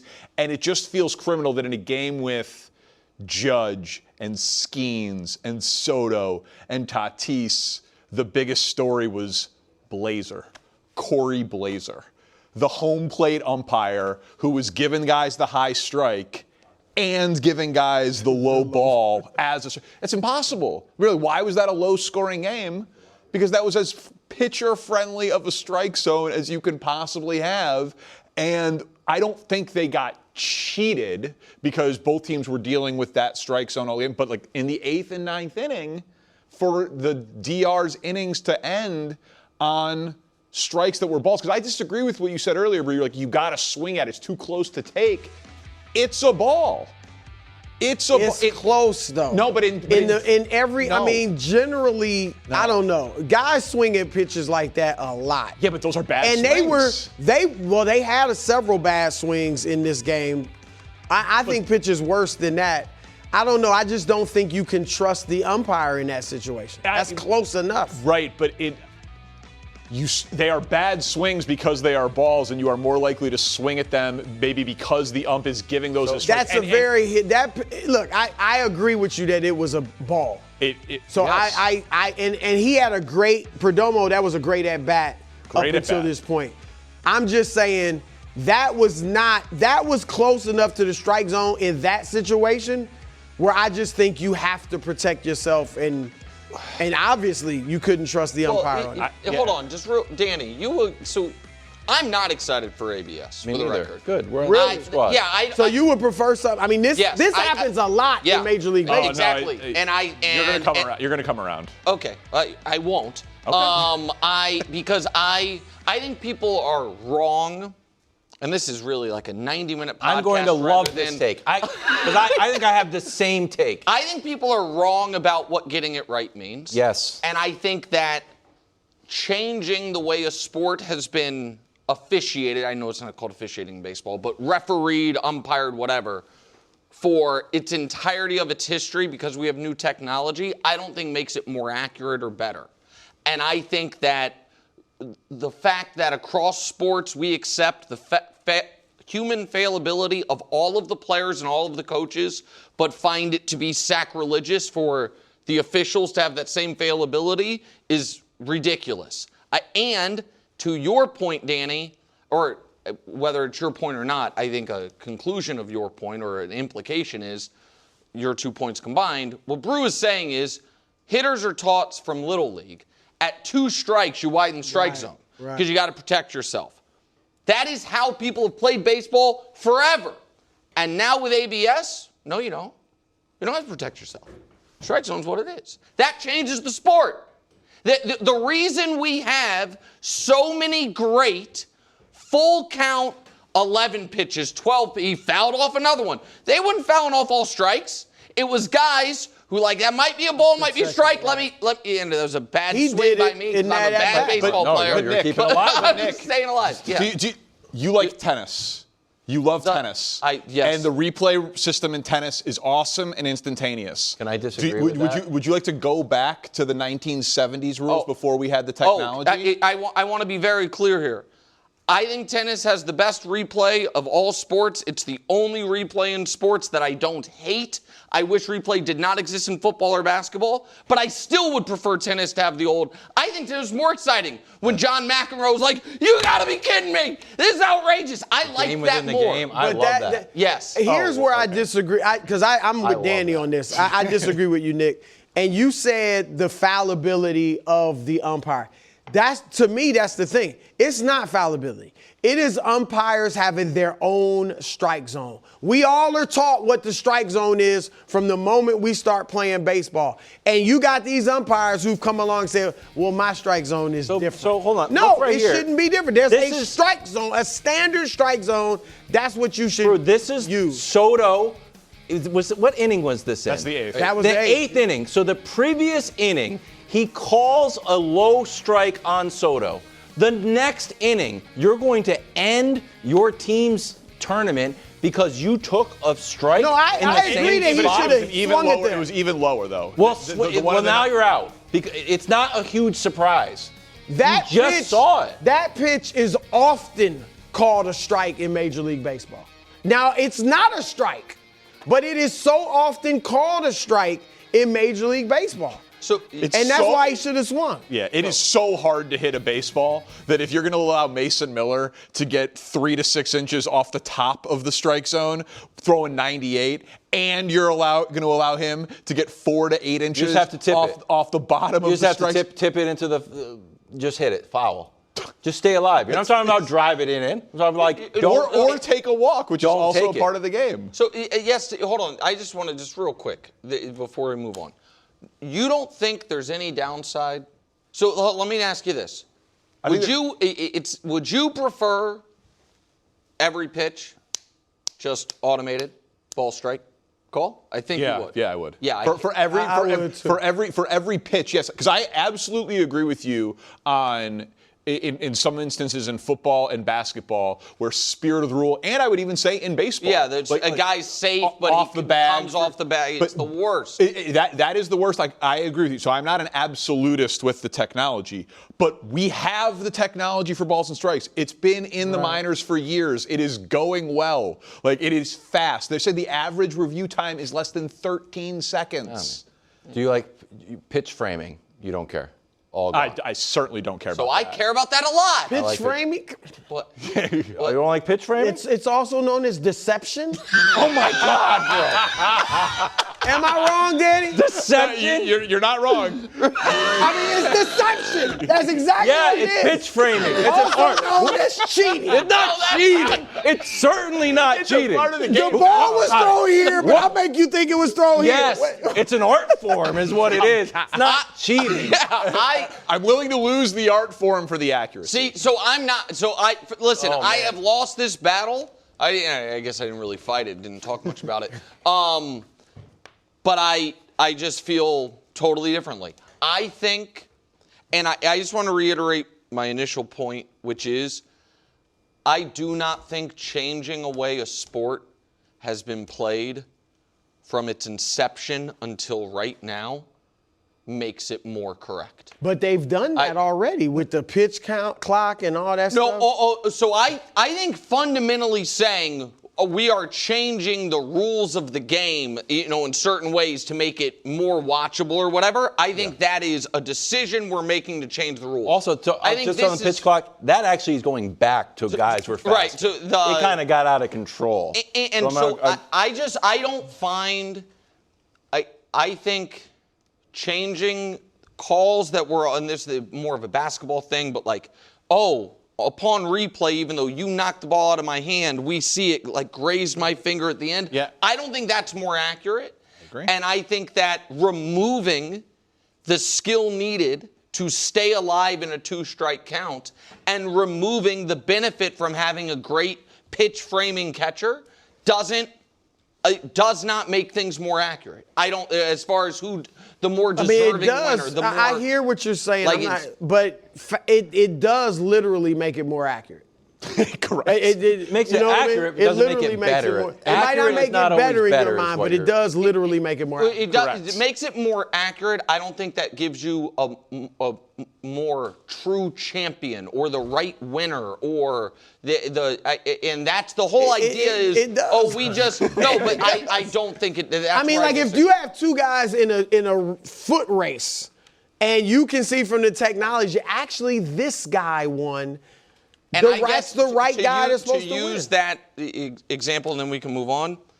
I think that if we watched a foot race, and everyone who watched it thought the same guy won, right, and then we're like, hey, we now have technology to go back, and we're going to look again.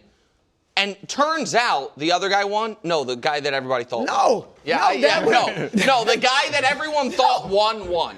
But he did. But he did.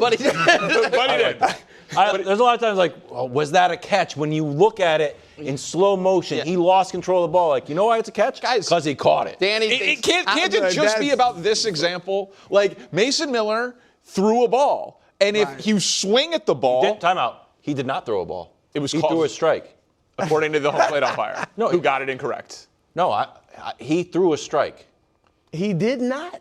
In a world of a challenged balls and strike system, that would only be a strike if the hitter swung at it and missed. Did Mason Miller throw a strike or a ball? According to Corey Blazer, who made a mistake, he threw a strike. I don't think. Who says he made a mistake? The technology of what the strike zone is. No, so again, now What we're. if he had I'm saying he threw a strike. If he had thrown it high and outside and they called it a strike, that would mean, it would be a strike, but I think think arguing is part of sports. I agree. I don't think this like praying to this like accuracy god. I think it hurts. I think tennis has had some of the soul sucked out of it. Because I want to see the players determine the outcomes of games. They did last night. We have plenty to argue about among the players, the coaches, the strategy. I don't want to be arguing about umpires. Okay. That's fair. I totally agree. That's why I don't want to be arguing about robots. I want the players. You're not going to argue about the decide. robots because they're going to get it right. Yeah. Okay. I feel Can't bad. wait for baseball. We're 10 days away. That's exactly right. Yeah. Arguing's part of the fun. Oh, we can clap at tennis. Oh yeah, is that as good as Earl Weaver? Lakeshore have won 5 in a row, 8 of their last 9, currently 3rd in the West. Here are the standings, Danny. Are you starting to take the Lake Show seriously? They're at 3. They play the Rockets tonight, so that could flip-flop. Not really.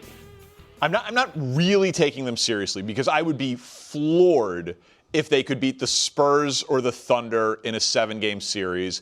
And I would even say, despite Denver's long stretch of mediocre win-loss record and Minnesota's more recent stretch of just not looking good, I'd actually be surprised if they beat either of those teams. Why? Also.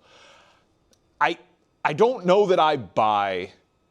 Can I borrow your graphic? Yeah, Can I borrow your defensive graphic? I'm going to apply the same logic to the Lakers as I've applied to the Knicks this year. In that I don't think I buy that a team that's going to play Luka, LeBron, and Austin Reeves, and they'll get it up here because I've got mine on the I just don't know that I buy that they can be anywhere near that defensive team in the playoffs. Like a 9-game stretch in the regular season isn't enough for me. But why do they need to be that to beat Denver? Denver's defense is worse than the Lakers. But Denver's offense is better than the Lakers. Well, but Denver's offense is the best in the sport. Hold on, but you don't. But this by the same metric, do you not buy that a team that starts LeBron, Austin Reeves, and most importantly Luka can't have a top 3 offense in the sport? It certainly can, so since the All-Star break, they've 13 games to go at a little bit more than the 9-game stretch. Luka, LeBron, and Reeves have played 10 of those 13, and it's It's very good. It's very good. I do still think Denver's offense is better, and I do give some more credence to a ceiling of Minnesota that, for whatever reason, we've had real questions about Minnesota in each of the last couple regular seasons, and then we've woken up and they've been in the Western Conference Finals, like a team that can take it to another level at both ends in the postseason.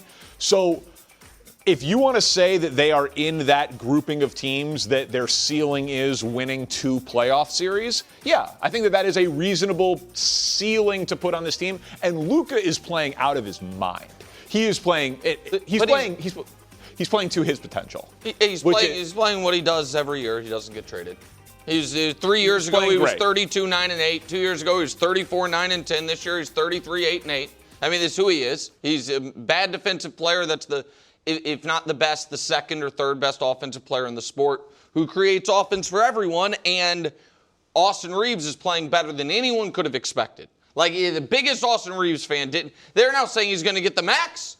Austin Reeves is going to get the max. Like, and I mean, God love him. Like, I'm not giving Austin Reeves the max. Well, I mean, when you look at the other guys who get the max, like the max coming off your rookie deal, which is not the the crazy. Or this actually isn't his rookie deal. You know, he's already on a second deal, but it's not the regular max. I mean, in a world where he hasn't made the Scotty Barnes got a max and Brandon Ingram got a max. Like he's gonna. But here's what I don't want to do. We scold the tankers, the teams who don't care about the regular season. Yeah. The logical track of that is 100% of our analysis can't be, well, if this team can't win 4 playoff rounds, they're frauds. Right. And I think right now there are 3 teams that clearly have a better chance to win the title than the Lakers. The Thunder, the Spurs, and the Celtics. Why are you so out on the Pistons? I know we're not doing a Pistons conversation, but I'm not out on the Pistons at all. I would put the Pistons right in line with the Lakers. But I think I think that if we wanted to poke holes in the Pistons the way we have wanted to poke holes in the Lakers, there's very easy holes to poke, and the Pistons don't have a Luka. As good as Cade is, he's not Luka. And we can talk about how it's almost impossible to win 4 playoff rounds without an excellent defense. It's almost impossible to win 2 playoff rounds with only 1 offensive option. Yeah. And so that's the potential issue for Detroit. So my frustration with the Lakers commentary is it seems like folks want to give Denver, to Danny's example, Cleveland, the Knicks, the Rockets, who have won nothing and proven nothing, a benefit of the doubt that they won't give to none of those teams are as good as the Thunder, the Spurs, or the Celtics now that Tatum's back. But we don't just flatly dismiss them. And I do think Brew's point earlier of if the bracket holds and you get a Lakers-Spurs round 2, the Spurs are better. But if experience matters at all, that is the biggest experience discrepancy imaginable you could have in round 2 of the playoffs for the Spurs, and that is a potential problem for them. So do I think they're going to win the title? No. Because I think you're going to have to play either the Thunder or the Spurs in round 2, so I think it'd be hard to get out of round 2. Do I think they might be the 4th best team in the league? I do. I think they might be the 4th best team in basketball. I think that's fair. I agree with a lot of what both you guys are saying. We said earlier we'd be floored if they were to win the West. But I think, Nick, and I get because the commentary is harsher on the Lakers. But that's all the teams you mentioned, Houston and Denver and Detroit and all that. Those teams have either won a championship already, so it's the monkey's off Jokic's back. Or they don't have a Luka. Luka has reached the point of greatness where it's like nothing you do, averaging 32, 12, and 9 or whatever it is not going to impress us until you win the championship. It'll impress us in terms of you might win MVP, you'll certainly be in the running, you might be first team All-NBA, you're going to be a Hall of Famer, all that.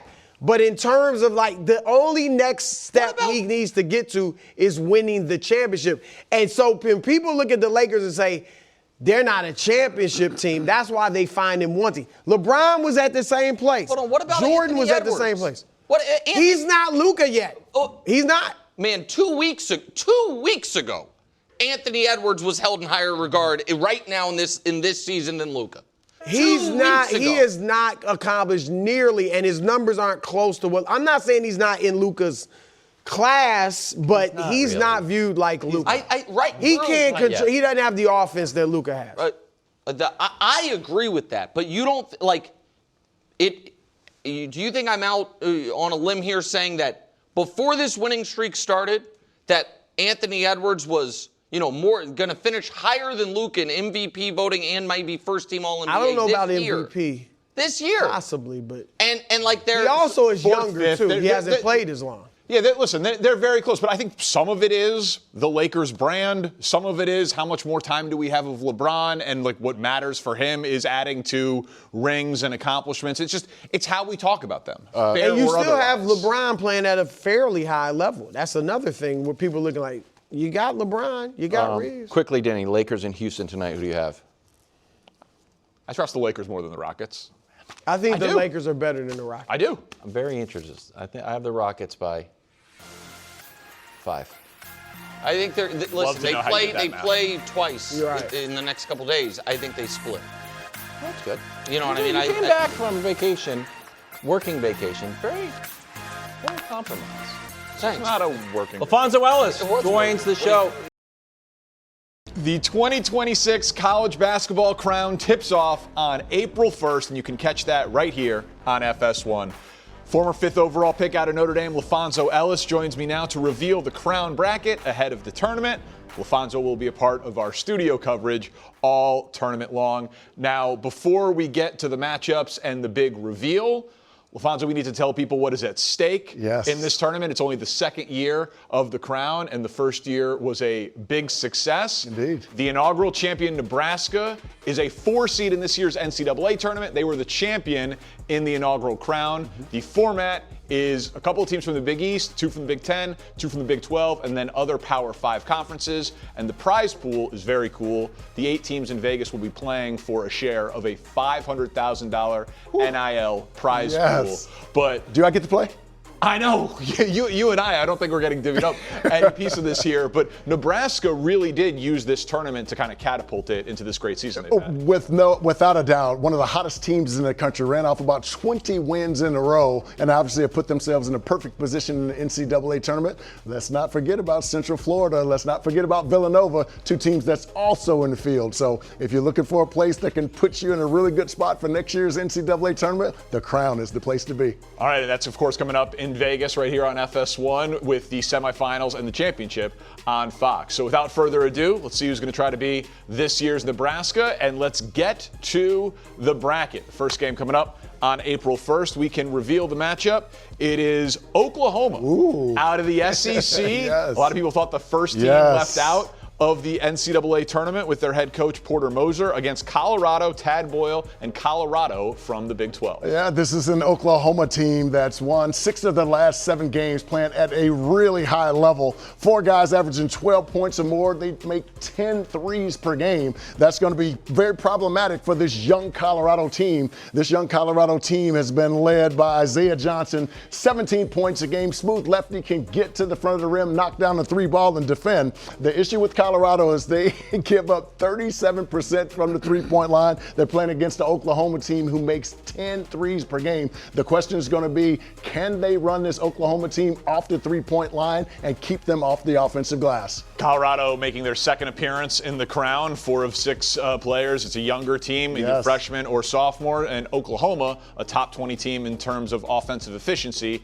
according to Ken Pomeroy. So let's get back to the bracket. The winner of Oklahoma and Colorado will be taking on Baylor and Minnesota. Scott Drew and the Bears. Scott Drew and the Bears, and Minnesota and the Golden Gophers. So that's a Big 12 team, of course, taking on a Big 10 team. So a couple more matchups with Power 5 conferences. This is a Scott Drew team that, though they haven't been where they typically are offensively the 25th most efficient defense in the nation. They do a terrific job about getting out in transition, looking for opportunities to knock down threes. Their best player is Tunde Yesufu, a phenomenal player who can get out in transition, attack the front of the rim, projected to go in this year's draft. But their stud is Cameron Carr. So those two wing players, Cameron Carr 6'5", knocks down the three, got a beautiful pull-up, Jay, and he's really emerged as a star in his sophomore campaign. But this is a Minnesota team that's a terrific passing team, the best passing team in the nation, and can really stick the three. Cade Tyson, 6'8" transfer from Belmont through North Carolina, has had a terrific year, 20 points per game, one of the leading scorers in the Big Ten. So it's going to be interesting to see if this Baylor team can guard this high-octane offense of a team from Minnesota who only has 6 guys, so they have to play 2-3 zone to preserve. But can they guard the off-ball screen action that Minnesota runs so effectively? This is going to be a big challenge for the Baylor Bears. Baylor's played one of the toughest schedules in the country this year, and Scott Drew will be joining us in just a couple of minutes to talk about his team accepting his invitation to the Crown. So you see the bracket there. Let's go down to the bottom half of the Crown bracket and reveal our next game. Fun matchup here between Stanford out of the ACC and West Virginia from the Big 12. Stanford team that's won 4 out of their last 5 games. This is a team that can really get up in you and turn you over. 8 steals a game, that's 3rd in the ACC, and their big-time players are Okori, only 6'1", but can flat out score. He's not even 19 years old yet. He'll be 19 in April. 8th leading scorer in the nation at 23 points a game. He gets them in transition in the half court. He has an excellent pull-up game, and I think he has Kyrie Irving-like finishes around the rim with either hand. But this is a West Virginia team that's 17th in the country in terms of their defensive efficiency. They do a great job of flooding the lane, forcing you to skip the basketball across the floor, and they do a terrific job of closing out. And then Honor Huff, their 5'10" point guard who plays off the basketball, one of the elite scorers in the Big 12. Can they find him, shut him down? Because as he goes, the West Virginia Mountaineers also go. Stanford coming off back-to-back 20-plus win seasons. So the final matchup here in the second annual Crown tournament, Rutgers and Creighton, a Big Ten, Big East matchup. And before you get into this, that means all 8 teams participating in the Crown do come from Power 5 conferences this year. But what do you make of the Rutgers-Creighton matchup? This is a Rutgers team that struggled all year long, but all of a sudden they started to surge toward the end of the year because their defense was so much better. And they're led by a kid named Tariq Francis, a 6'1" junior. And you've heard it all throughout what we've been talking about so far. There's some big-time guards in this game, and he's certainly one of them. 13th in the Big Ten in scoring at around 17 points a game. The ability to be able to get in the lane, make plays, unselfish passer as well. But this is a Creighton team not necessarily known for their defense because Ryan Cockburn is not there manning the rim as he has in the past. But this is a team that is deadly from the three-point line. 10 made threes per game. So can Rutgers slow down this three-point barrage of Creighton to have a chance to win? Josh Dix, the transfer from Iowa, is their best player. 19 points a game, shooting a blistering 49% from 3 over the last 4 games. He's had a phenomenal year. So there is your bracket for the Crown. You can catch it all on FS1 and Fox. But joining us now, fresh off accepting an invitation to the second annual Crown Tournament, former national champion back in 2021, Baylor head coach Scott Drew. Scott, thank you so much for joining us. What excites you about you and your team accepting this invitation to the Crown? Oh, we're very excited to keep playing, number one. And number two, we've won an NCAA, we won an NIT. Now we'd love to have an opportunity for the Crown, and that would be a triple crown. So that's what I'm talking about. Let's go. Scott, you have one of the best backcourt combinations in that league. And Cameron Carr, of course, has had a breakout year. How important will he be to the success of your team in the Crown? Well, I think this time of year, you are who you are. And we've really been playing good basketball up until our last loss. And Arizona State played really well that game, so give them credit. All year long, We've had Cam, Tunde, done a great job offensively, and so has the coaching staff as far as we've gotten to know our team, putting them in better positions to be successful. And I think they really blended and meshed well the back half of conference, and really proud of how we were playing the back half of conference, and excited to see if that can carry over now into postseason. When you look at this field, what impresses you the most?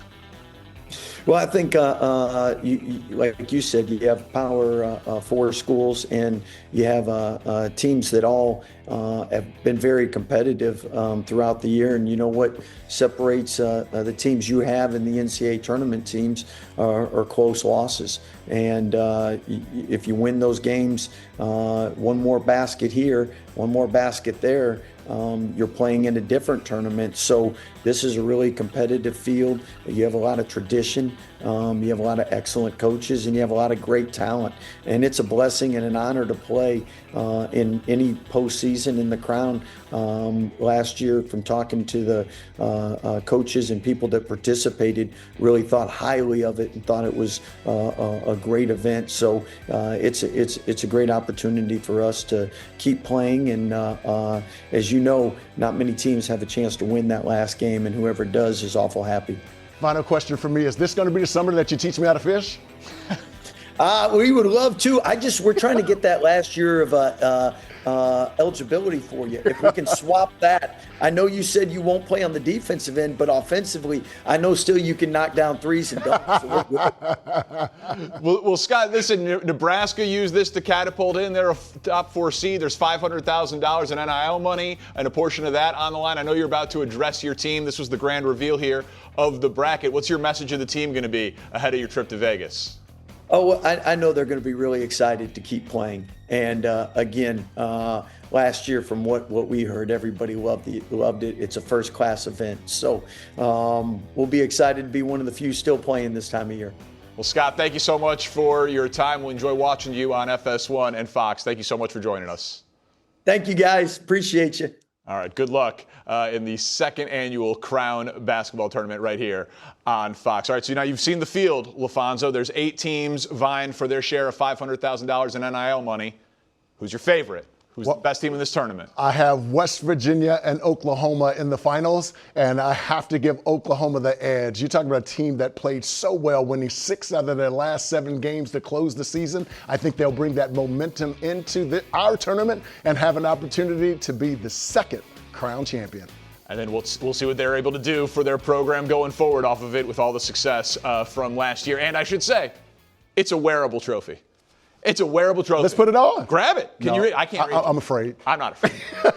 I'm just saying. This is a wearable trophy, and I like crowns, and I like that. So be sure you tune in April 1st, 8 Eastern on FS1. You like it? What do you think? Oh, man. It's a pretty good look for me. You look regal.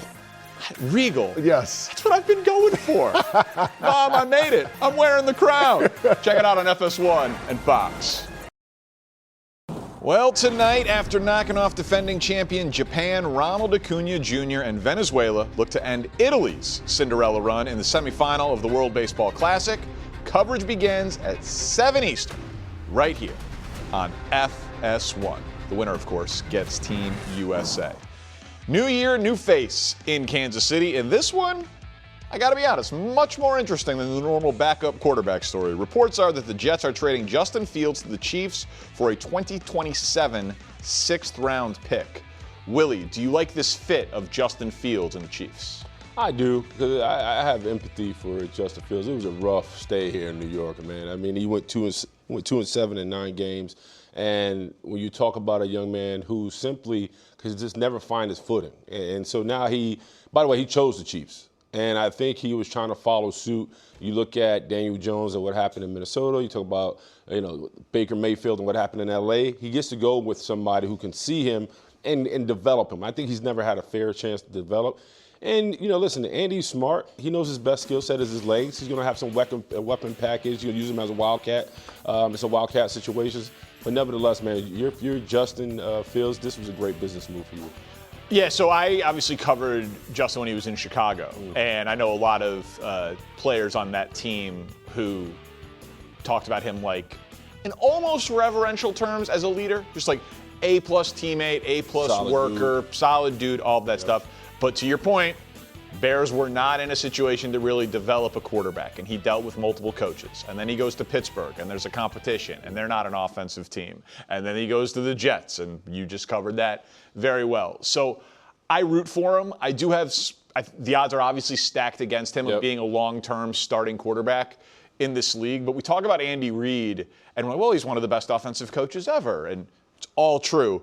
But I just wanted to put this together because I also was in Kansas City when they hired Andy Reid and when they brought in Alex Smith. If I was making the case for Andy Reid to be the best coach ever, this is the case I would make. All of these different quarterbacks had either the best years, or stretch of their career with Andy Reid. Oh, wow. It's not just like a quarterback and a coach and a duo, right? It's not Brady and Belichick and that's where they did their winning. Like Donovan McNabb, a dominant 10-year plus stretch. Jeff Garcia's stretch. Comeback player of the year for Mike Vick. Alex Smith, multiple double-digit seasons, win seasons, and leading the league in passer rating. Then we all know, obviously, what Mahomes did. So, Justin, if it will ever work, this is going to be the place that springboards it to make it work. And he gets the added benefit of Mahomes' injury. So he gets every first-team rep in minicamp, every first-team rep in OTAs, maybe every rep in training camp. You know, so he's going to get a real body of work with one of the best offensive minds in the history of the sport to show himself. Yeah, I agree, DP. I think one of the things that he struggled with was his mechanics, right? His feet was all over the place at times. At times, he's long windup, all that. And now another issue. Listen, outside of Week 1 against the Steelers, which I thought he had arrived because he had played so well, he was on time with the football. It looked like some of those things that we kind of didn't like about his game really kind of went away. But then after that, everything that we loved about him seemed fleeting. So if I'm Justin Fields, man, to your point, you have a chance to learn how to win at the line of scrimmage pre-snap, and 2, erase some of those deficiencies, and 3, hopefully get another spot somewhere else where you can be dependent on as a true number 1. And if his future isn't as a starting quarterback in the NFL, and it is more of a backup quarterback / Taysom Hill-esque role, like just saying if, right? That's a thing that's kind of hovered around him for forever. Andy Reid's probably also the best place for that. Maybe one of the most creative play callers and play designers ever. So like he's going to do quarterback sneaks, he'll do wildcat stuff. He's going to do interesting things in Kansas City. He's 27 years old. It's time for him to find a home. Yeah, and so I am really hopeful that works out for Justin Fields. All right, Willie, it's a Monday, which means we didn't talk football over the weekend, which means it's been a while since we've talked about AJ. I know, it's been a while, but hey, Mike Flory over at Pro Football Talk says he's got league sources saying that it's inevitable that this trade is happening. The debate is whether or not the Eagles want to take the cap hit this year or spread it out, so the post-June 1 designation. The Rams have reportedly talked to him but pulled out. The Patriots are reportedly the most likely option. But if A.J. Brown is going to be traded, what's the most likely destination? I think the cleanest fit is the L.A. Chargers. I think they have cap flexibility. You talk about you pair him with Justin Herbert and some of the weapons they also have. McConkey, you talk about a new ramped offensive line, Omarion Hampton. And I also think right now, if you're A.J. Brown, you're going to be the true number 1, bottom line, right? You're going to be dependent on. You got a quarterback who's going to he needs you like an IV, so he's going to be throwing you the ball, and you won't have any questions about you being open because he's going to put it right where it needs to be. But I also think if you're A.J. Brown and you land in L.A. with Justin Herbert, I don't think there's a sure shot that Denver Broncos are going to win that division. Right? I think now you have to look at the Chargers winning that division solely because he's on that team. So if there's any way he may land that I think he should land, it should be the Chargers. So this is a little bit of a cop-out, but I'll give a specific team in a second. He makes everybody better. Like if you're willing to deal with it, if you're willing to deal with Instagram posts and Madden Twitch streams and the emotions and reading books and whatever, if you're willing to deal with it, he makes everybody better. Like he would make the Raiders better on the field. That was talked about. Now I don't think that they would want to do that to a rookie quarterback and just deal with that personality, but like the Raiders could really use him. I think the Bills could still use him, even with the DJ Moore acquisition. But as a Herbert guy, I love the Chargers piece of it too, because him outside, McConkey inside. And Hampton running the ball with McDaniel. They're not going to do 4 wide receiver sets. Like they want to put blockers on the field, big-bodied guys, and do it that way. And just think about like how Quentin Johnston's been a disappointment and very inconsistent. And they're there. still going to draft a receiver. They're still going to get some young guys, possibly. Yeah, but like in this scenario, I don't know that if you had A.J. Brown, Ladd McConkey, and the running back situation that they're going to have there, Yeah. I think that would be what would the weakness be of that offense with Slater and Alt back? Like I think they would feel like a complete team on the offensive side of the ball. Sure. So in terms of you and I agreeing, I don't love it, but that is a great fit. But if the asking price on A.J. Brown is going to be a second-round pick, I legitimately think 20 teams are going to call. I'm surprised. Not only that, I also think, is there a world where if you're the Philadelphia Eagles, you simply can't let them walk out the building because you lose your fear factor, right? Like you just said it. He makes everybody else better. The reason Devontae Smith is him and Goddard had a good year is because everybody still had to pay attention to A.J. Brown. So if I'm Howard Roseman, I'm like, listen, kid, I just can't let you go. Well, so that is the other, I know people that cover the Eagles, and at least one of them still believes that they're just going to deal with the cap situation and kick the can down the road, and that he will be an Eagle this upcoming year, and that Howie Roseman does not want to trade him. He doesn't believe that it's posturing. Now, if they don't trade him, it is a real serious 2027 and beyond cap ramification, right. And teams just keep kicking the can down the road on this cap stuff. But, I absolutely could see him being in Philly because if you trade him for a draft pick, it's going to be very hard for us to make any sort of argument that the Eagles are better. You'd be making an addition by subtraction argument. Without a doubt, it's a regression. And especially the way the Cowboys are moving, you got to imagine the way the Commanders have attacked free agency and Jaden Daniels being healthier. And God knows what the Giants are going to look like, but the arrow's pointed up for them. I mean, the Eagles could be in trouble if they let this man walk out the building. I think Devontae Smith can be a 1. But who's your 2? Well, right. yeah, right. But I'm just saying, it's not like they would not have weapons. Because they lost Johanna Dotson. Dotson, right. And we know they have pass rush issues. They will be letting a lot of talent walk out the door. And I still think that we in the media overblow some of this. Oh, without a doubt. You're 100% right. Yeah. Right. They have a very high tolerance for controversy in Philadelphia. Who does the USA want? Revenge. Tonight, Venezuela takes on Italy. It's the semifinal of the World Baseball Classic. Of course, you could check it with coverage beginning 7 Eastern on FS1.